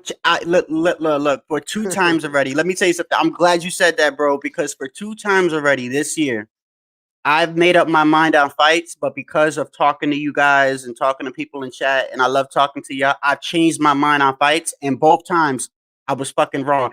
Let me tell you 2 instances. Josh Taylor and Ramirez this Saturday, and Burchell and Valdez. Both times when Valdez and Burchell was announced, my first pick right away, I was like, Valdez is going to beat him. But talking on the panel, talking with people mentioning Burchell and everything, and I'm going back and I'm looking at things, I ended up changing my mind. In a week prior before the fight, I made a video and I said, I think Burchell might stop him late rounds. Taylor and Ramirez, when that fight was first announced, all year, I said it on your platform, I said it on Black and Brown's platform, I said it on Punch's platform. Hold on 1 second. Can I call you back? Let me call you right back. I said it on Punch's platform. I said, I think Taylor's gonna win by decision, right? And then leading up to the fight, like because of the press conference and I see everything going on, I thought I saw a lot of nervous energy, but come to find out, Josh Taylor was just getting in his head. I changed my mind at the last second, and I think I spoke with Major Key the night before we were texting. I said, yo, I think I got Ramirez. I changed my mind like 5 times, bro. But I'm not doing that anymore. From now on, I'm just going off my first shit and I'm keeping it, bro. Because obviously, your first thought and your first thing that's in your heart, obviously, is what you should keep. If I'm going off this, I'm gonna go off Errol. I'm gonna say Errol. Okay. And I'm gonna say a split decision though. I'm gonna say like a Sean Porter, almost like a Sean Porter. It's gonna be. I really don't think because Pacquiao is old or anything like that. I don't think he's gonna wash him, bro. I don't think he's gonna wash him. I just think that Pacquiao's got too much heart, too much experience, and I don't think he's gonna take a fight, bro. Like the thing to me that separates him and what makes him a great is because I really believe that every fight he takes, he really thinks like, yo, I could beat this dude. I know I could beat him. I know I could beat him. And that mindset, it really does go a long way, because people say that they think that they could beat people, but when they get in the ring after 2 or 3 rounds, they're like, yo, you know, then it's just survival mode. It's not like that with Pac. Like, he's different. He's built different. Yeah, I mean, that's a good point. Hey, Shadow, I was just telling these guys, what if Manny beats Errol Spence? Imagine if he beats him, where would he be ranking history? Well, yo, even before he fought Keith, bro, here goes the thing. He didn't even have to fight Keith. He was already all time. Then he fought and beat Keith. He's all time. Now he's fighting Earl. He's just showing him, bro, like, you want to talk about built from a different cloth, yo. He's built. I don't know what the fuck he's built from. He's a different breed. He's more than a different breed. Yeah, there's something that I don't know what the fuck. I don't know where they make that at, bro. But that shit. He comes from the slums. Yeah, that's right. Yeah. So let me ask you this, Shadow, and I'm gonna go to Guido. If you're Errol Spence right now, you must be thinking, shit, bro, this Manny Pacquiao don't give a fuck. You must be thinking in the back of your head that this is another animal, even though he's past his prime and he's 5 years past his prime. But this is a guy, right, who just got too many skills, bro. And he's got a different kind of heart. If you think Errol Spence is facing a guy he's faced before, we're wrong about that. You think Errol's going to be a little bit on edge, like thinking, shit, what kind of Manny am I going to get? I just think that Errol knows who he's in the ring with, and I think that because of that, I also think that, you know, a lot of people bring up the accident and think that you know, oh, if he didn't have the accident, he wouldn't be the same. Well, I actually think a little bit different. You know, when he had that accident, he trained a lot more. I think he kind of overtrained a little bit for the Danny Garcia fight, but he trained a little bit more. And I did see what was it, the Ortiz fight, the Ortiz and Hooker fight. He came to that fight. He looked a little tipsy. I don't know about y'all, but he looked a little bit tipsy that fight. So it looks like, you know, and like I said, I've been watching a lot of things that some stuff on the side. I even made a video about some stuff that's like going on over in Texas, and he chills with like some people that I think he shouldn't be chilling with, but that's his own personal business. But I also think that when you have a life or death situation, sometimes it wakes you up, and sometimes it could be for the benefit and for the better. And I just think Rapstar, I think that he knows the type of fighter that Pacquiao is, and I think he is thinking like, yeah, this motherfucker's crazy. He want to step in the ring with me, but I think that also he's gonna train to that standard, and I think that also he's versatile. So basically, Errol Spence ain't fucking around. He's taking and also Errol be taking this really serious, man. Yeah, and I don't know about y'all, but is it me? But Errol kind of boxes like people hate it when I say it, but he kind of boxes like a Latino almost, like he doesn't box like a regular style. Yeah, he boxes almost like when you watch him. Yeah, when you watch it, he's a vicious, similar, just a little bit similar. He's a vicious body puncher, bro. Like and he can adapt. So that's why I kind of give him like more of and he's very big. Like he could move up in weight at any time, is what I'm saying. So these are advantages that he does have, but we're talking about an all-time great, and I do think he's going to train to those standards. So with that, Hey, Rapstar, I'm gonna fall back. I'm gonna cut my screen off. I gotta call my son's mother. That was her calling. Okay. Okay, bro. All right. Yeah, man. So look, man, the biggest fight in August. It's announced. It's here. Manny Pacquiao versus Errol the Truth Spence Jr. The biggest fight. But what the fuck happened to Terence Crawford? Terence Crawford had negotiations going back and forth with Manny Pacquiao. He needed that fight way more than Errol Spence, bro. You know what I'm saying? So what the fuck happened to Terence Crawford's negotiations when he said, I don't want to fight for 80-20. I'm only going to get 10 million or something. Why the fuck did Terence Crawford not just take the opportunity? Now, Manny Pacquiao had that negotiation first, and now he's gone to Errol. Anybody know anything about that? Major Key Boxing, you're from them sides. What happened with that negotiation? And, you know, a lot of people anytime you ask me anything about Terence Crawford, my response is going to be Bob Arum. Damn. Bobby Arum. Yeah. That he's not a real promoter, man. Especially not for Bud Crawford, man. Anybody that comes public about a dude that you're supposed to be promoting just to shit on him is not a promoter. You know what I think? I think Bud Crawford's gonna try to leave from Bob Arum soon. I think Bud Crawford just waiting for his contract to be inspired. You know what I mean? And leave out of top rank promotion. You know, because Bob Arum is doing a fucking fucked up job. I don't know why he's not promoting Bud Crawford. I don't know what's his problem with Bud Crawford. You know? Yeah, but the worst I don't fucking understand thing why is, he doesn't right? like Bud Crawford. You know what I mean? Bud Crawford That's what it needed seems like. Yeah, but Bud Crawford needed this big fight. But Errol Spence seems to be But the Bud guy Crawford now. got to speak for himself too. Bud Yeah. Crawford needs to start making moves like a boss too. Like you see what Tiafimo did the other day with Triller? He said, "I'm gonna make it happen. I'm gonna go to Triller. You're not gonna give me the first bet? It's all right. I go with Triller." You know what I'm saying? Bob Arum, I don't know what's wrong with Bob Arum, bro. I like what Meezy just put there because that's facts, bro. He put Which conflict of interest, and should void the contract. Exactly, man. It should happen like that. You know what I mean? You mean it was a conflict of interest, but all the time there's always a fucking excuse with Terence Crawford's situation, bro. There's always blaming Bob Arum. You're supposed to. Your job is to promote. Your job is to promote, and you're bashing the guy that you're supposed to be promoting.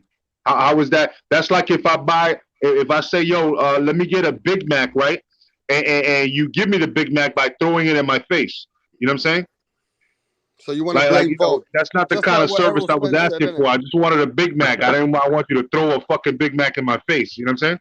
So you mean the right casket, Errol Spence told everybody anyway when he announced the fight. Now all he used that can fucking blame Bob because he was the second guy waiting for the fight. The first guy who had the opportunity for the fight, Guido, was Terence Crawford negotiations with Bob Arum. So I don't know what the fuck happened there, bro. But then Errol got the fight after all that. So I'm just saying, think about it. You know what I'm saying? People are saying like Terence Crawford ain't fighting nobodies, bro. He should have been the one to get that fight, bro. Regardless if you want to blame Bob. I'm just keeping it real out here. I'm gonna say this. Yeah, Mad Chad. What is it? I'm Mad Chad. I forgot you were here, bro. Sorry, bro. Yeah, no, briefly. Hey, take care, Major Key. Yes, sir. Let me say this real quick, Mach. I got you. But what I was gonna say, Crawford needs to fight at something, at least a tuna, because Crawford hasn't been active like that. You know what I mean? When's the last time Crawford fought? I think it was in December, January. But when's the last time Crawford fought? I don't remember. Can somebody tell me when's the last time Crawford fought? Cal Brook, I think. Nah, I know, but when was that? Like in December? Oh, a while ago. Yeah. Crawford needs to be active, man. He's getting up in age, 34 years old. He needs to keep active. You know what I mean? I don't know what's going on with top rank promotion, man. See, this is what I think's going to happen with Spence.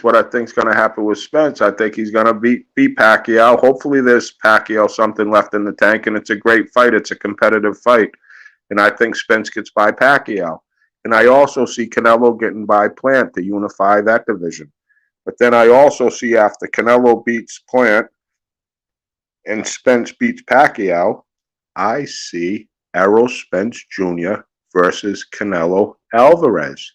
Yeah, but Mad Chad, that'd be crazy because Canelo needs to fight at 154 or 160. I mean, Errol Spence needs to fight at those weights to feel his feet in the ground. He can't just go against Canelo Alvarez straight at 160. In today's world, you can, because it's all Triller. It's all who knows what's going to happen. These fights, the fights Canelo that's supposed to. Y'all saying Canelo I don't was think that makes sense. That Canelo's gonna kill that guy. Damn, what's wrong with you guys? Canelo's gonna beat the fuck out of his man. That's not even a match, bro. I'm not gonna. We'll see. I feel it's going to happen because they talked about it years ago. I'm telling you, at 160, they talked about it at 160. Spence moving to 160 for that fight in Texas Stadium. Jerry Jones, I think, even mentioned it. If anything, Machad, that's a cash out. He's cashing out on that fight. That's what it. Come on, 160? You fighting a Canelo? Oh man, you see what Canelo did to Billy Joe? With his eyes getting messed up. You don't think Spence is gonna get fucked up in that fight? Spence would kill Saunders.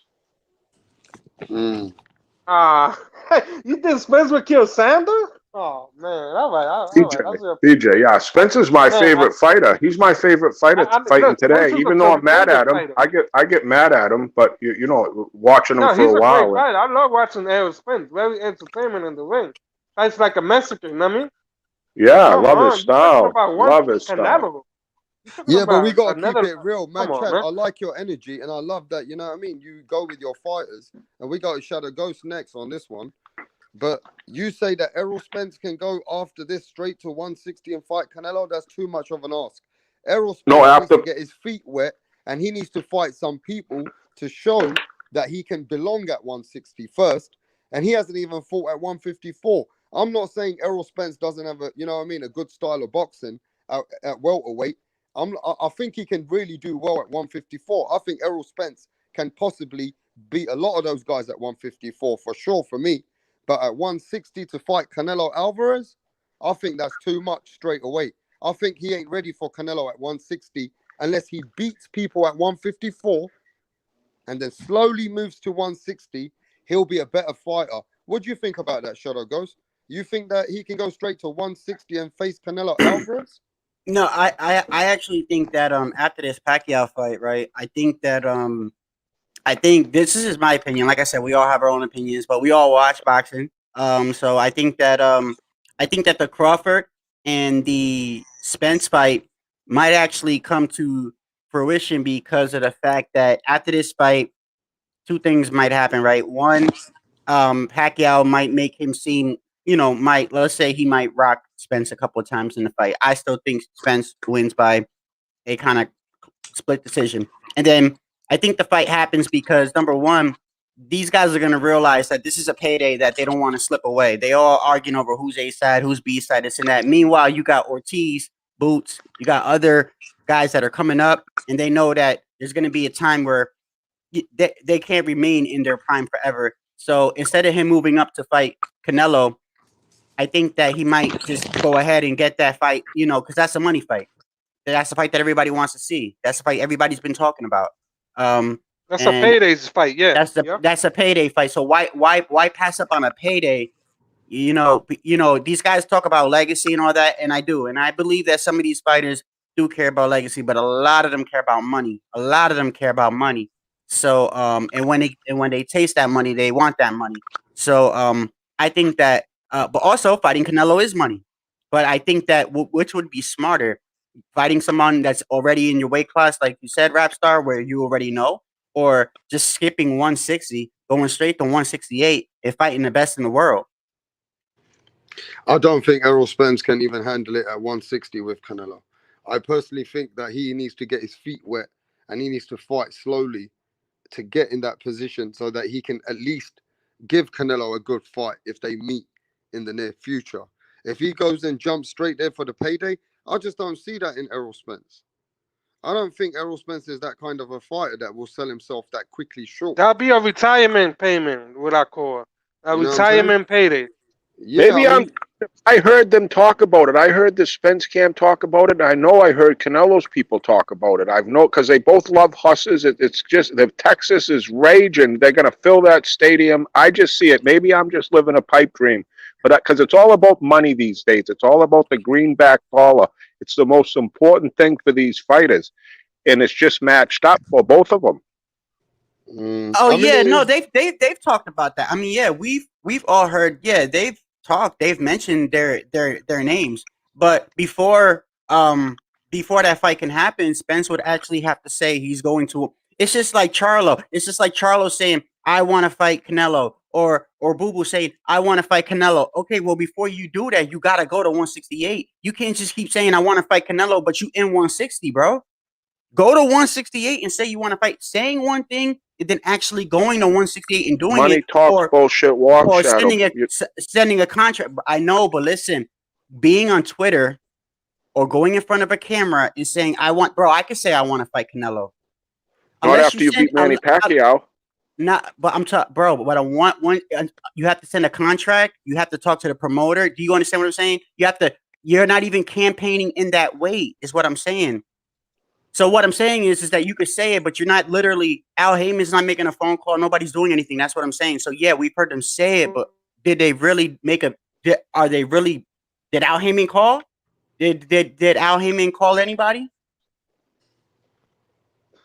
I think what they're trying to say, Shadow Ghost, is that Canelo Alvarez himself has said, if there's a big fight with Errol Spence, once I clean up, I can do it at 160 to help Errol get to 160. Canelo Alvarez has actually called Errol's name. So that's what's made a big thing behind the closed doors. That look, Canelo is actually acknowledging Errol Spence to come up if he wants to challenge himself. I think he's feeding him in. You know what I'm saying? He's letting Errol know that this can be done if you want to make it happen. Yes, and Errol does. Team Spence does, because they know that'll be the biggest payday. This will be the biggest payday Errol's made with Pacquiao. I'm saying, and it's about money and legacy. And Spence believes he can beat everybody. All these world-class fighters believe they can beat everybody, and that's why they're world-class fighters. And the money, it's about the money. And Spence is going to be known. This Pacquiao fight is putting Spence on the map because everybody knows Manny. Not many people know, not the casual fan or, the regular fan even knows Errol Spence. They know, like he ain't a name like Manny. Manny's putting a name on boxing. And well, he's definitely going to have to go to 168 because you already heard Canelo. Canelo say I don't think he even said he's going down to 160, right? Yeah. So who knows about the weight? He's going down to 160. So, but they all say they're not going to fight this one and they're not going to go down. But when someone puts a contract and they will fight at a catch weight for this amount of money, believe me, they'll sign the contract because this would be a huge, huge fight. Because Spence will be a household name. That'll be a huge fight. Yeah, I'm just telling you what I see. I mean, he would have to move up to 168 and skip 160. Yeah. Which matter of fact, Spence can do. Spence can do that though. Spence is big enough. Errol Spence he is like a big dude though. Big dude, huge. He's a monster. He's a monster.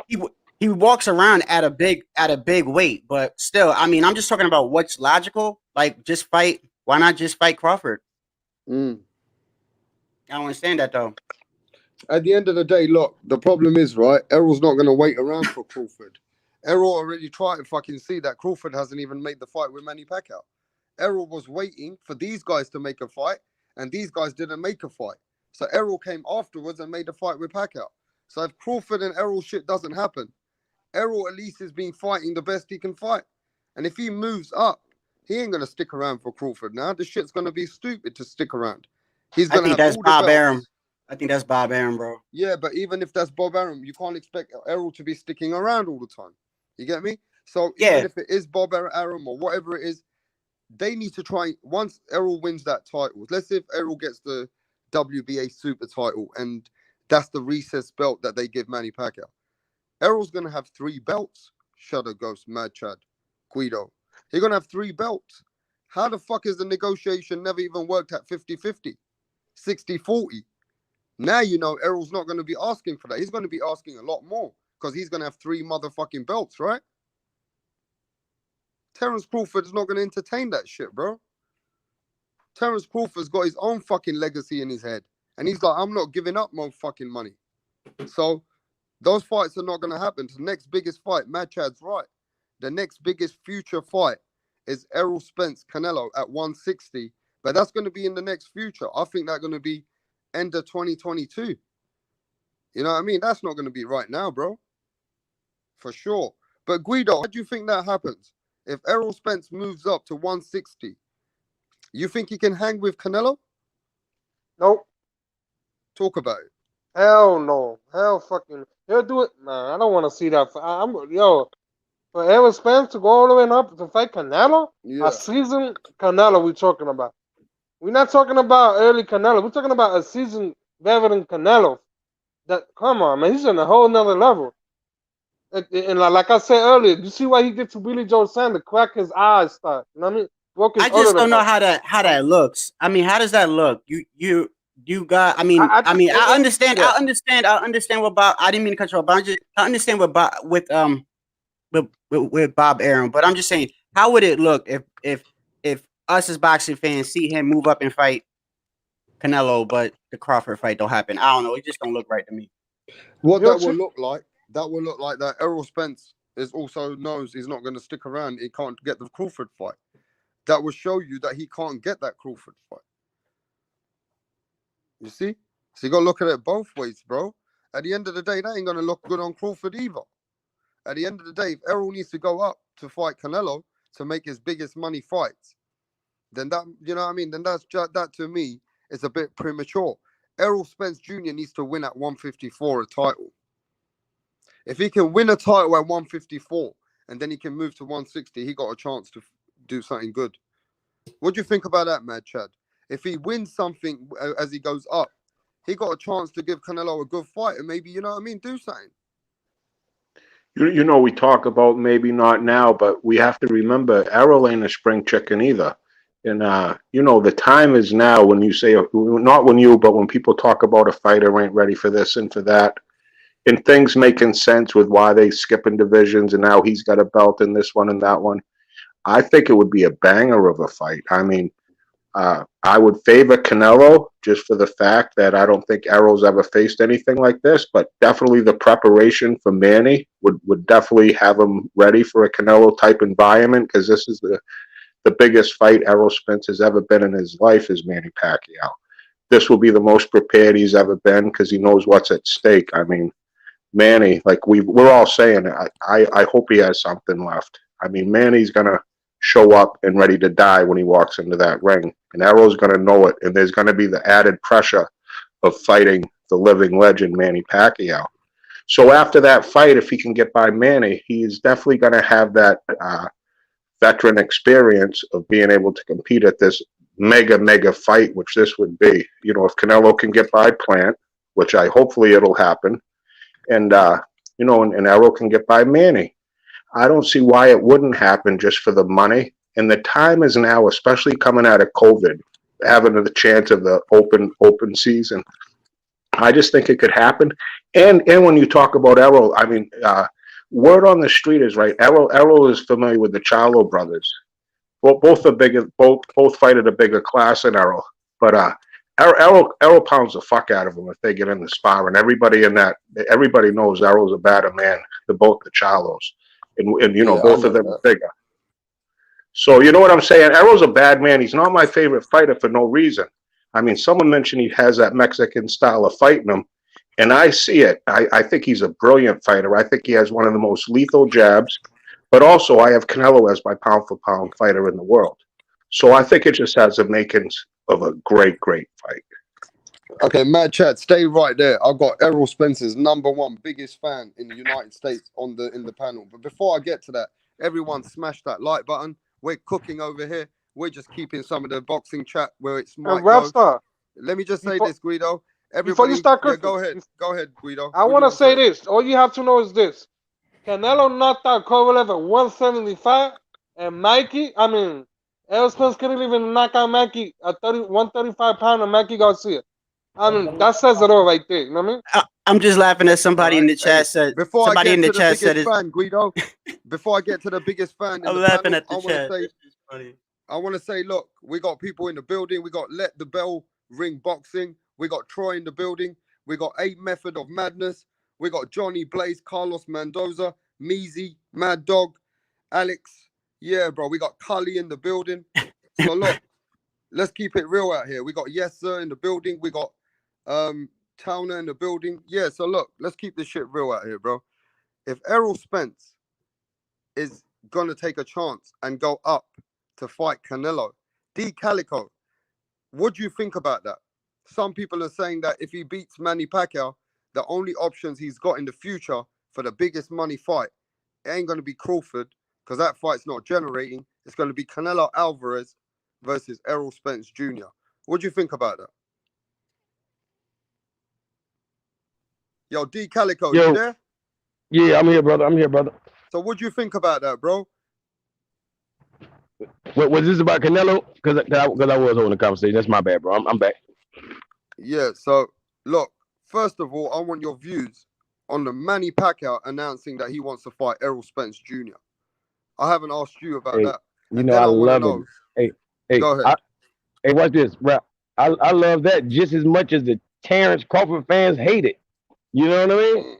Because hey, when Terrence Crawford almost had this fight, boy, they was talking all the crap in the world. You know, it was a great fight. All of a sudden, it's a horrible fight.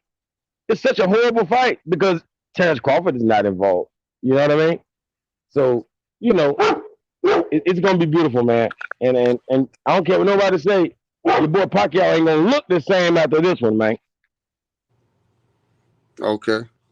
So what do you think about that fight? What do you think's gonna happen with Errol Spence versus Manny Pacquiao? Talk the shit, bro. Talk your shit. It's gonna be a classic big man versus little man, except a real classic. It ain't gonna be, you know, King David not gonna slay Goliath this time. You know what I mean? Errol Spence, the legend killer. He's gonna take this legend down, and in the future, Canelo's next. As a matter of fact, before that, he's gonna take Terrence Crawford's career down too. He's gonna take all of them, all the legends that run in the Errol Spence. They're going down, bro. I promise you. Starting with Pacquiao. Okay, so you say that Pacquiao's gonna get dominated by Errol Spence, and then you're saying that Errol's gonna try and push for Terrence Crawford, beat the fuck out of him. That's what you're saying, and then you're saying that he's gonna go and face Canelo. So what happens when Errol Spence faces Canelo Alvarez? D Calico, talk your shit. I mean, I'm not in a rush to see that because Canelo is at the top of his motherfucking game, but he got so much coming down the pipe that in the next 2 years when him and Errol line it up, he really won't be the same. You know, I'm not saying that's a good thing for Errol, but I'm just saying he's gonna benefit from it. You know, he's gonna benefit from it. But if he can keep fighting the Caleb Plants and you know the McClendons and all, and then he's gonna be supercharged by the time he fight Errol. But either way, Errol's style can really survive against any kind of fighter there is. You know what I mean? His activity in the ring and his range. His range is like perfection. And Errol Spence is the #1 boxer you don't have to tell to attack the body. You don't have to tell him that. You know? And he's gonna attack the head just as much as anybody attacks the head. He's that guy. Yeah, but I like the way that you kind of are a bit, you know, you're a big #1 Errol Spence fan since I've ever met you on this YouTube circuit. But I think you kept it real there. You're kind of worried for Errol to go face Canelo too fast. You're kind of saying, look, man, I kind of feel like he needs to just, you kind of realize how good Canelo is. No matter how much you like Errol Spence Jr., bro, at the end of the day, you got to remember this. Canelo is the top dog at those weights. You know what I'm saying? I respect him. You got to respect Canelo. If you don't, then you are really trolling. You're just a troll. You know, like, look, I have a right to not have the utmost confidence in Teofimo Lopez. He still got to prove a couple things to me, just a couple. You know what I'm saying? But Canelo ain't got to prove nothing to nobody. Right. You know what I mean? That's just the way it is. You feel me?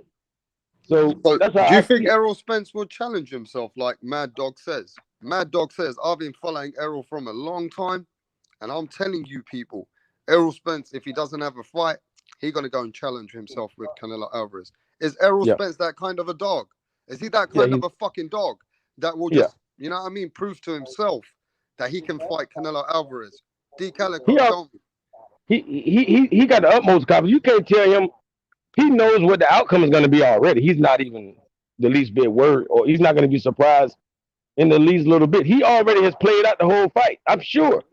You know, it's the rest of us that have no idea. He knows what Canelo brings, but he's not scared of that. And he feel like, you know, his arsenal is like saying his style of martial arts can survive against any other style. I don't care how good you are. You know what I mean? I don't care how big you are. Well, if you're too small, you can't have Errol Spence's style. But the bigger, the better. If you got Errol Spence's style in boxing, there's nobody that's gonna walk out without, you know, being black and blue. He makes guys ugly. Like right now, he's the only boxer. He's not knocking everybody out, but he's literally taking the eyes out of their face. Guys are not gonna have their eye socket if they keep fighting Errol Spence. Errol Spence, his jab is so deadly. You know what I mean? Like if you look at the last couple fighters, man, that eye getting worse and worse for everybody, man.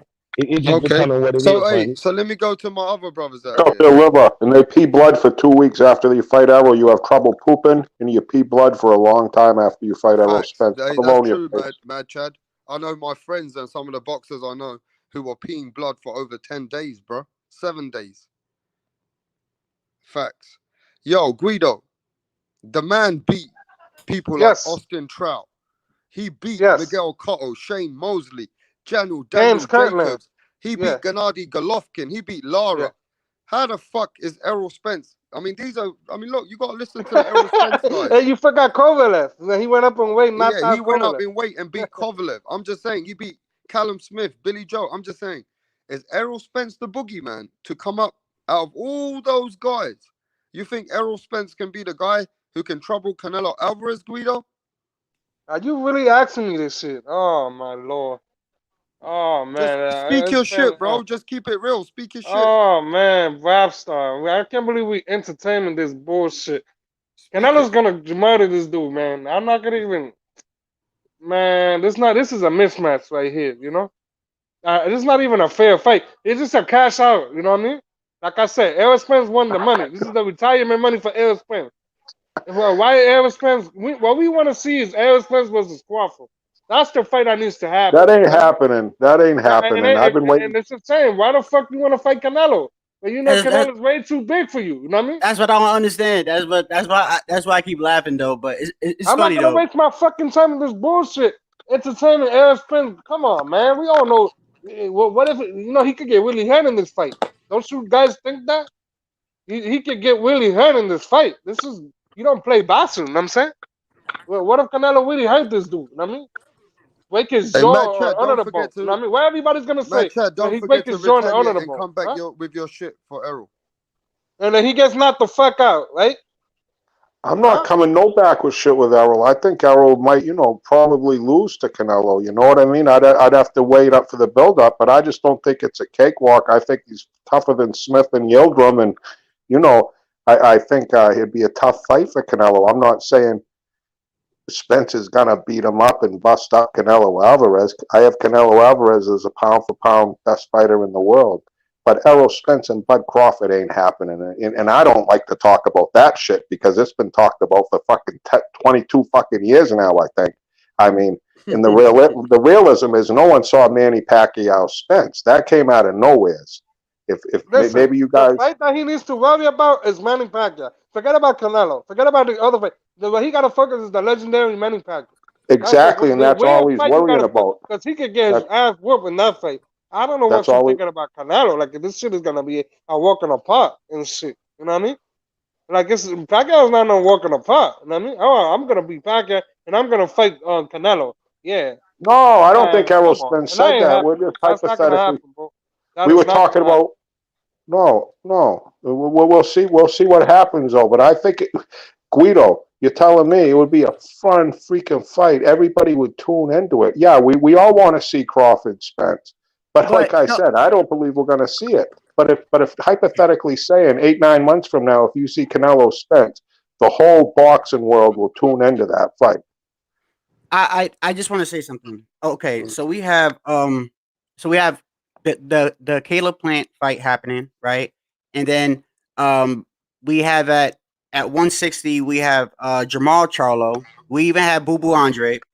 And then at 154 we have Jermell. All these fights can happen first, but we want to talk about a Spence fight. This is what I'm trying to understand.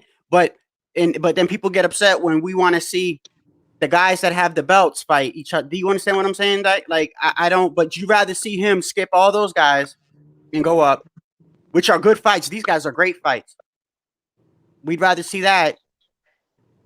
And Spence Ugas, then Spence Ugas. I'd rather watch Spence Canelo than Spence Ugas for whatever belt that is for. Absolutely. No. I'm saying instead of Jermell Canelo, Jamal Canelo, Boo Boo Canelo, Plant Canelo, David Benavidez Canelo. All those guys are higher weight classes than him. But the purse, then again, I go back to the purse. We're living in the world of 2021. Trilla might step in and say they want to see the fight and price everybody out. We're just living in a strange world, fellas. and anything can happen. Like you say, I would love to talk about Castano Charlo.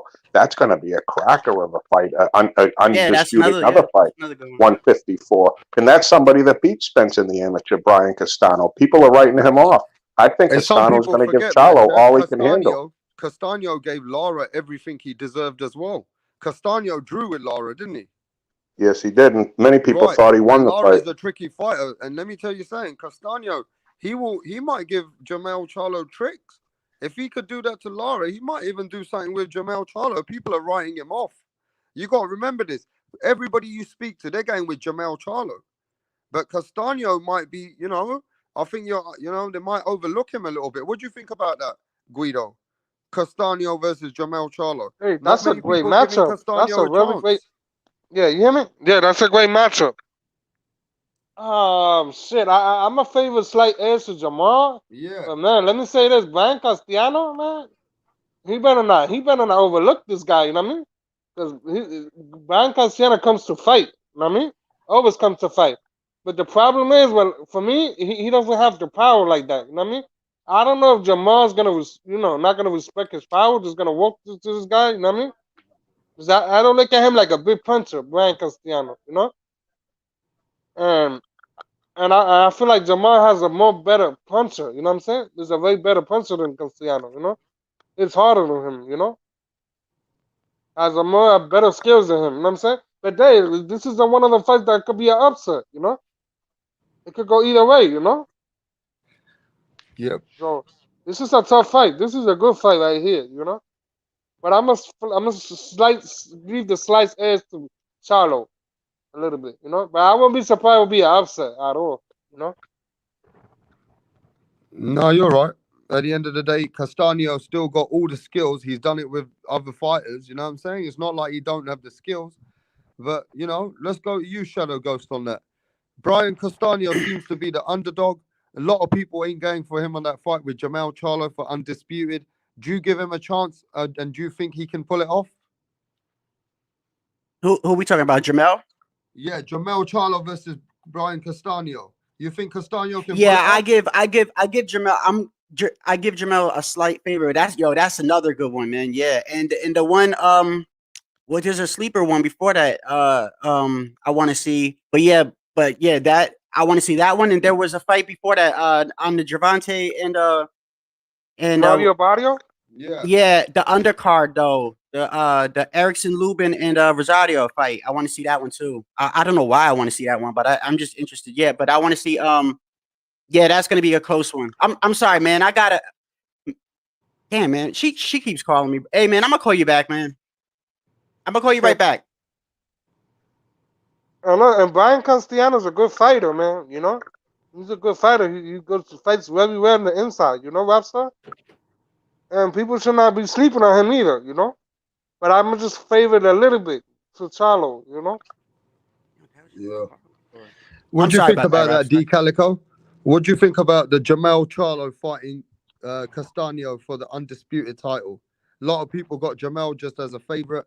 They think he's just gonna win. What do you think about that? It won't be no split decision. He gonna win decisively. Okay. Mad Dog, you started this one. So where do you want to end with that? Who you got winning this fight? Well, I think this will be candidate for fight of the year. I love both their styles. I'm Chapo, super talented fighter. He's going to definitely be the favorite. But Castano, like I say, the victory over Spence in the amateurs. Then he beat the Devrachenko, the tough guy that I thought beat Triple G, and Castano, it was in the amateurs, but it was headgear off. It was for 8 rounds, and he took Devrachenko's best shot. This kid's got a granite chin. He's got little T-Rex arms. And he's got the whole country of Argentina behind him. I mean, this is going to be a cracker of a fight. But I feel like Castano, with his pressure, his work rate, his chin, he fights at angles. I think he's going to be able to control the tempo and pressure this fight and win a split decision. I'm going with Brian Castano. Wow. So let me tell you something. Castano, right, he's a very aggressive fighter. And he fights very well coming forward in the inside, right? Yes. For me, this is the battle of the titans here. Like, who's going to go back? You know, the thing about this fight, right? I can see Jamal Charlo actually backing off in the beginning. Does people agree with me? Because, you know, Jamal Yeah, Charlo's still got it's a little wise. bit better feet. Go ahead. Yeah, that's wise. Yeah. Especially early in the fight. You don't let a guy hit you while he got full power. You know what I mean? You get him tired, then you can go blow for blow with him. Exactly. That's what he has to do. Yep. Because Yeah, we he know got to weather Charlo the got the storm. power more than him. You know what I mean? Yeah, but Charlo I has think more better power than Castellano. What he has to do is take his power away from Charlo and attack that body as soon as possible. I think he's You know going what to I be mean? aggressive in the beginning. Yeah, he is. He's coming to fight. He's Yeah. gonna come to fight. You know. I But don't he think he's gotta. going to push back. Yeah. I think he's coming forward. I think Jamal's the one who's going to move back first. Yeah, Jamel be on the back foot. Castano basically fights, you know, going forward. And I want to say this. Y'all seen the Charlie Harrison fight, right? Charlie Harrison is not a big puncher, right? But he made sure he worked on that body. You know what I mean? Even though the first fight he lost, you know what I'm saying? But the second fight was even better, you know what I mean? But the problem with Tony Harrison got cocky. He doesn't have a good chin. Charlie Harrison is weak with the chin, you know what I mean? And doesn't have a great punching power, but he has good skills, you know? And that's what I think he got that little cocky and he got caught and he knocked him out, you know what I'm saying? But if Tony Harrison would have had a better chin, I think that fight would have been a distant, you know? Yeah. Hey, listen, let me get to the chat for a sec, bro. We got exclusive news insider. He says, yo, rap star, I met you on the H Money show. Yeah, man, what go on, bro? Everything cool with you, bruv? We got Eric Gomez in the building. Let me just see what Eric Gomez is saying. Let me let people in the building, bro. There's so many fucking people that try and come with a fake troll account as well. You got to remember that, Guido. For sure, bro. One sec. Give me a sec. Yeah, so we got Eric Gomez says, oh, the bomb squad.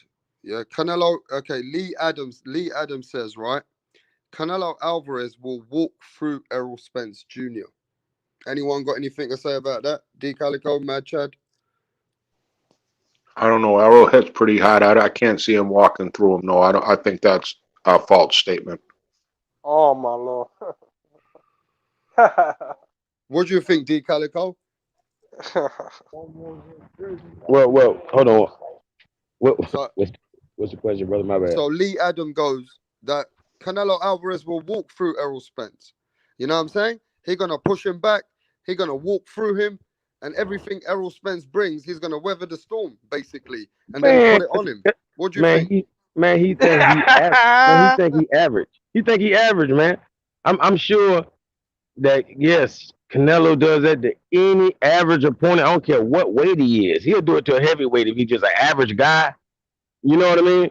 But you got to look at people for what's really inside them. If you listen to the people that fought Spence, they're telling you he is naturally just a stronger guy. You know, they say he hits hard. He hits just as hard as everybody, but that's not the point. It's the fact that he's naturally just stronger. Like he'll throw you off him. You're not gonna be able to bully him. You're gonna be surprised what you up against. You know, it's like saying Steve Atwater. That guy was like the smallest safety ever, but he was the hardest hitting safety ever. You know what I mean? Yeah. And I'm talking about the body. We ain't talking about no hands. We talking about what that body brings. You know what I'm saying? So he can weather any storm, and he's gonna. If anybody's gonna win the wrestling match in the middle of the boxing, and you know what I'm saying, really be the bully, it's gonna be Errol. I promise you that. Okay. So you think Errol Spence can weather Canelo's storm, yeah? Man, this man weathered the Lamborghini accident, man. Come on, man. What the hell Ferrari. is a Canelo Alvarez? What is a Canelo Alvarez? Yeah, man. I mean, at the end of the day, though, we got to remember this. Canelo Alvarez has been putting dents into people. Errol Spence is coming up to Canelo Alvarez's weight class. If he beats Manny Pacquiao and he thinks he's going to want that smoke might fucking cost him a price. You know, at the end of the day, a lot of people just going to be favoring Canelo Alvarez, bro. I think you just got to keep it real here. Errol Spence is going to be the man. He's going to be the dog to go up there and try and challenge himself. Yeah. But if Errol Spence pulls it off, wow. If he pulls it off, he's the best boxer in boxing. And I mean, I'm not. I don't know if that's the case, but I do like his chances. As out of all underdogs, I go with him as an underdog. That's what I'm saying. That's like saying Canelo goes to heavyweight and beat Anthony Joshua. I think he could. No. I think he might be able to. I think he might be able to. Canelo go to heavyweight and fight Anthony Joshua. He could though. Because when you think about it, you just could. I think he'd hit him right in the fat and knock him out. If Ruiz could do it, he can do it. He can take him down. That's not no. I'm not being honest. He could take him down. Yeah, but that's not what we want to see. That's not what we want to see, and that's not equivalent to what I was saying. That's nowhere near. That's nowhere near equivalent. But I like the joke. It was funny. But he could do it. But what I'm saying, when the fighter Frank Sanchez said that he does crack hard. You know what I mean? Sanchez, well, put it this way. Let's just keep it real. Canelo could crack for a heavyweight. Guido, I ain't gonna lie to you. But Errol Spence is a bit better fighter than the twins, you know. Then who? I'm just saying. Jamal. Wait, Errol Spence fight better? Wait, say it again. Errol Spence, if he moved up in weight, I think he beats Jamal Charlo, you know. I think Errol Spence, if he moved up at 160 and he was fighting consistently, he probably beat the other twin, Jamal Charlo. But Canelo Alvarez, bro, that's a big motherfucking ask. You asking Errol Spence to beat the pound for pound guy who's at 168, make a catch weight fight with him again. That's a major ask, Guido. You know what I'm saying? Yeah. But I don't see that happening. I don't see that happening. I mean, Canelo's. I mean, you think that's new for Canelo? That's not. Canelo has so many styles you couldn't imagine. You know what I mean? Guido, and the only reason that I even let the thought into my mind is I think Rapstar touched base on it. I'm just not making it up. Like Canelo doesn't play parts. He told Andre, "Get the fuck out of here." You know, Canelo mentioned a big fight with. It came out of his mouth, and and it's for real if Canelo's talking about it. And I just know Canelo's about the Benjamins, and that's a huge fight. It'll be way bigger than Caleb Plant fight, even though that'll be a unified fight. That'll be for all the belts. Caleb Plant, all the belts. Yeah, but Errol Spence Canelo will be a way bigger fight. And it was so better. Yes, it will. It was so better. And Errol Spence would pound the fuck out of Plant. He's a very excited fighter. Errol would kick the shit out of Plant. Errol Spence would pound the fuck out of Caleb Plant.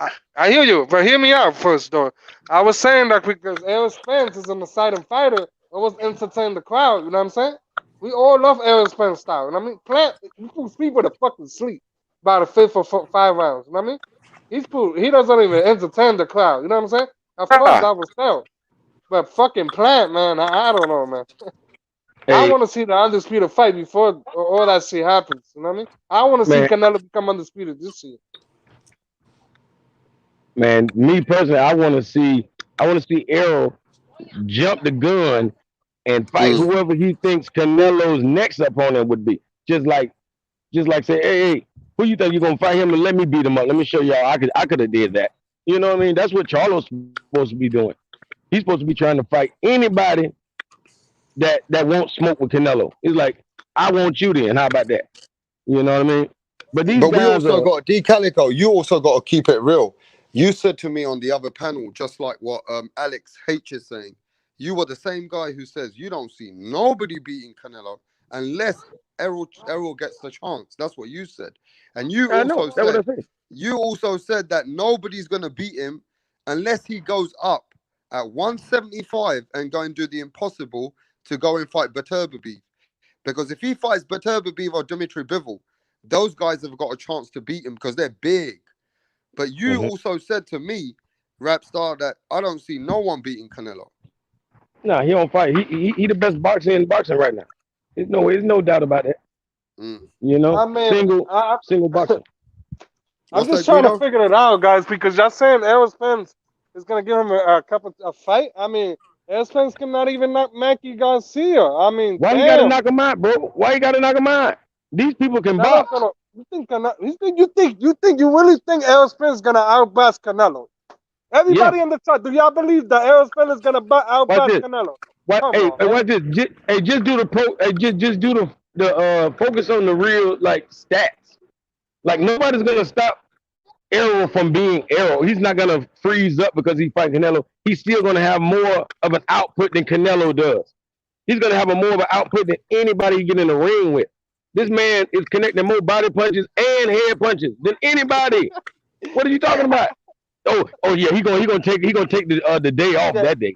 It's Canelo. He's gonna take the day off. Canelo, huh? He's gonna put a whooping on Canelo, huh? No, he gonna put his all on the line. He's not gonna lay down. You talking about a real one, man? I'm telling you. Come on, man. Let's be real. We all know he wants that money. You know what I'm saying? We know he's doing it just to get paid. You know, Canelo's on another whole level. Nobody ain't never knocked this man. This man ain't never been knocked down, and you talking like he gonna take the week off, take the day off, and go fight Canelo and lay down. Is you crazy? But my dude, but Canelo's on another level, bro. Canelo cracks like a motherfucker. He knocked out Kovalev for 175. What you makes not think that he's not gonna knock Errol Spence the fuck out? He's gonna might break his own of the bones and ribs. You know what I'm saying? He might do a barbecue ribs under Errol Spence. Hey, shot. Come on, man. It sounds good. Tripping, it sounds good. What the fuck? It sounds good. I need some of that weed I give him, bro. Cause damn, bro, that's crazy. Bro, y'all believe that Errol Spence gonna get this guy? You trying to say he BJ Saunders? You trying to act like he's gonna do a James Kirtland? That's what he's gonna do. That's what Canelo's gonna do. It's gonna be like a James Kirtland type of fight. You know what I mean? So that's what you compare Errol Spence to? What? That's what you compare Errol Spence to? I mean, he's gonna bring the pressure and all that shit. But what is Errol Spence gonna do? You know what I mean? Yeah, you just a different type of thinker. Obviously, nobody in boxing can do nothing with Canelo. Is what you're saying? Listen, the tougher fight it will be the 168 and 175. Those are the tougher fights. Below 168, I don't see nobody beating. I don't see nobody beating Canelo. Just put it like that. The only fight that could give Canelo is David Benavidez. Listen, David Benavidez or Beterbiev for 175. Those are the fighters that could give Canelo problems. You know what I mean? And I still think Canelo beats them. You sound good. The floor is yours. Take it. I mean, D. Calico, he's got a point. None of those bigger fighters kind of done to. I mean, what makes you so confident? Because I like Errol Spence, but what makes you so confident that Errol Spence is the only one who can give Canelo Alvarez that trouble? I mean, he's probably is. I mean, the reason I say the only one because you're gonna have to have an iron chin. You know, there's no way we can't name nobody. I don't care how good Terrence Crawford athletically is. He's not good enough because we don't know his chin. We don't know what his chin is about. Well, as a matter of fact, we do know. And we know he can turn to jelly real quick. And we don't want to, you got to have a ultimate warrior to beat Canelo. You can't have just a ultimate boxer or an ultimate fighter. No, you're going to need an ultimate warrior, man. You know what I'm saying? That's real talk. Because Canelo is still young. He's at a level right now and he hasn't been beat up in a long time. You know what I'm saying? So you're going to have to be that dude, man. You can't just be swift. You can't beat him with just speed. It's going to take some, real fireworks. Okay. Hey, Mad Chad, you think Canelo, Errol Spence has got that kind of a chin that if he can take Canelo's power, he be in the fight, he'd be able to be in the pocket, and he'd be able to move around because he should have better feet than Canelo Alvarez. Being a lighter guy, he should be able to move around and be able to come, in and out when he needs to. What do you think, Mad Chad? How do you see that fight taking place? You see it taking place with Errol moving through the jab, trying to get away and then come back in and out of the pocket?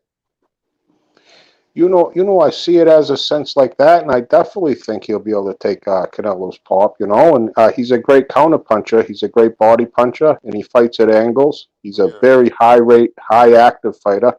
Like I say, Canelo, was a whole different animal. But I believe Spence wants to test himself and fight the best. I mean, he still has to get by Manny. Let's not forget that. I mean, you can say what you want about Manny, but he is going in there. But hypothetical situation, I think Errol could definitely hang with Canelo. I mean, Triple G, you can go back and say Triple G, he fought Canelo pretty squarely there. And, then Triple G fought Kell Brook, and they kind of all like. So it ain't like everybody's saying Canelo's so much bigger than Errol Spence. He's not that much bigger. What is the reach and all that? It ain't like Errol Spence is a small kid. He's a big man. I'm so shocked that he can still fight at 147. I think it would be a great fight. I think it would be the best that Canelo's faced in quite a while. A skill level fighter as such as Spence. And, I think it would be a great fight, Rapstar. Wow. Hey, listen, bro. Everybody knows their game. Everybody has their views. You know what I'm saying? I'm just saying Canelo Alvarez has moved leaps and bounds, bro. And for me, I think Canelo Alvarez is just, as he's improved so much as a fighter, not to mention the granite chin he has, not to mention the jab he has, not to mention the right uppercut, the left cross. This guy, Canelo Alvarez, has every shot. As he's getting better and better, he doesn't even lose energy. The one thing about Canelo Alvarez that I like, Mad Chad, is just the way that he's improved as a mature fighter and how he doesn't get, doesn't use excessive force. You see what I'm trying to say? I see that. Not like I say, I have him as my number one guy.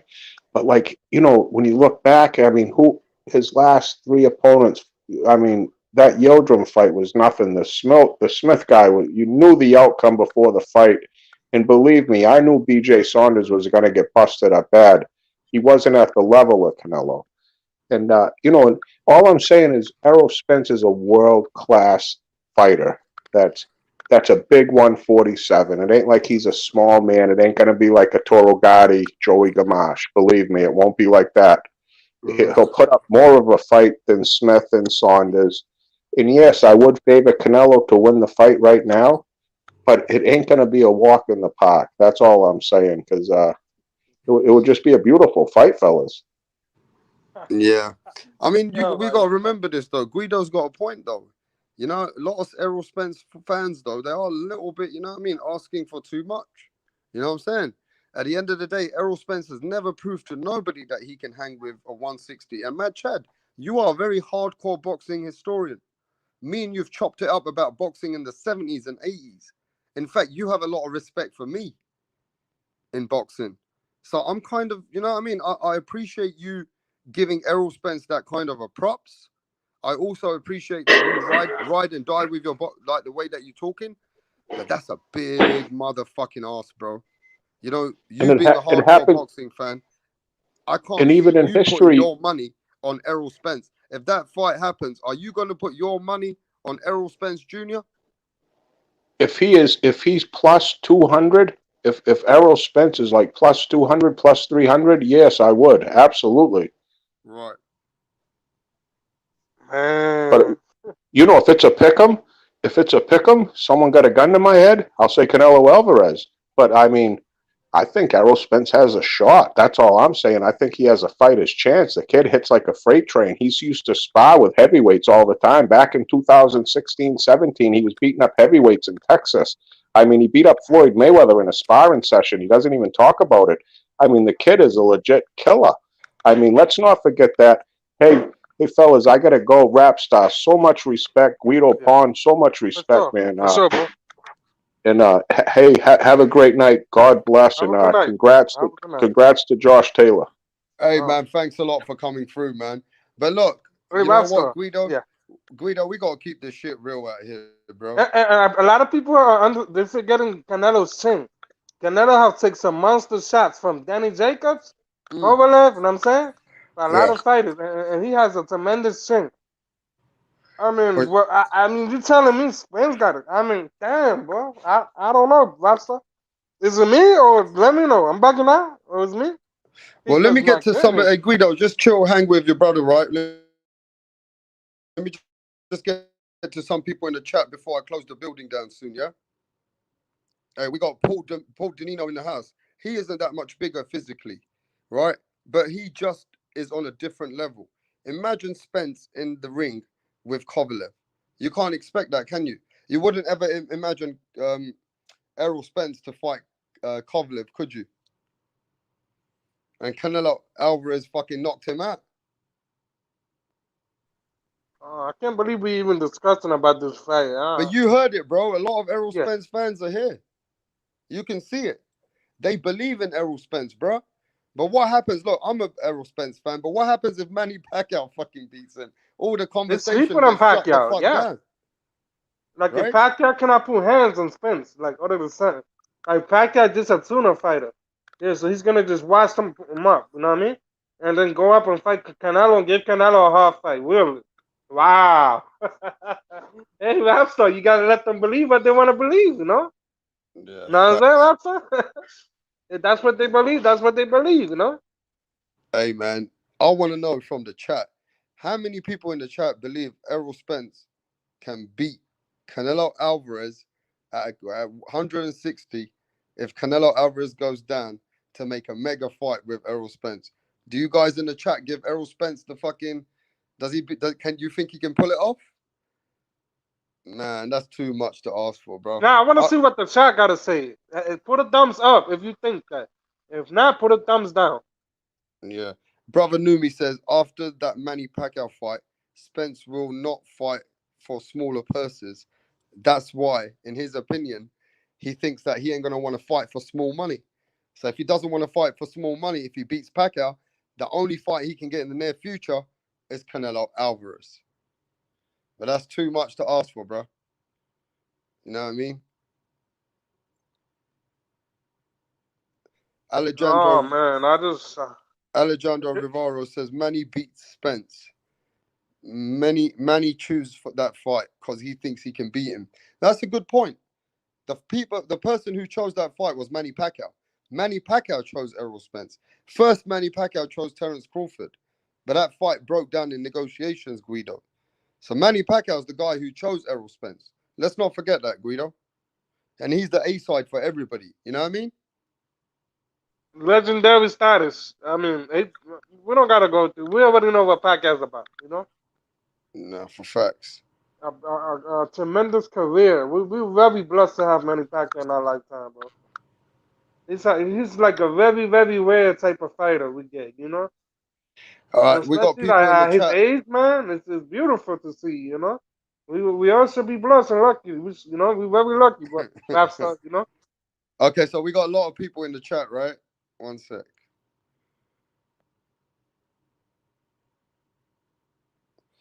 Hey, Black and Brown says that to me. Hey, your Cash App doesn't what's it called?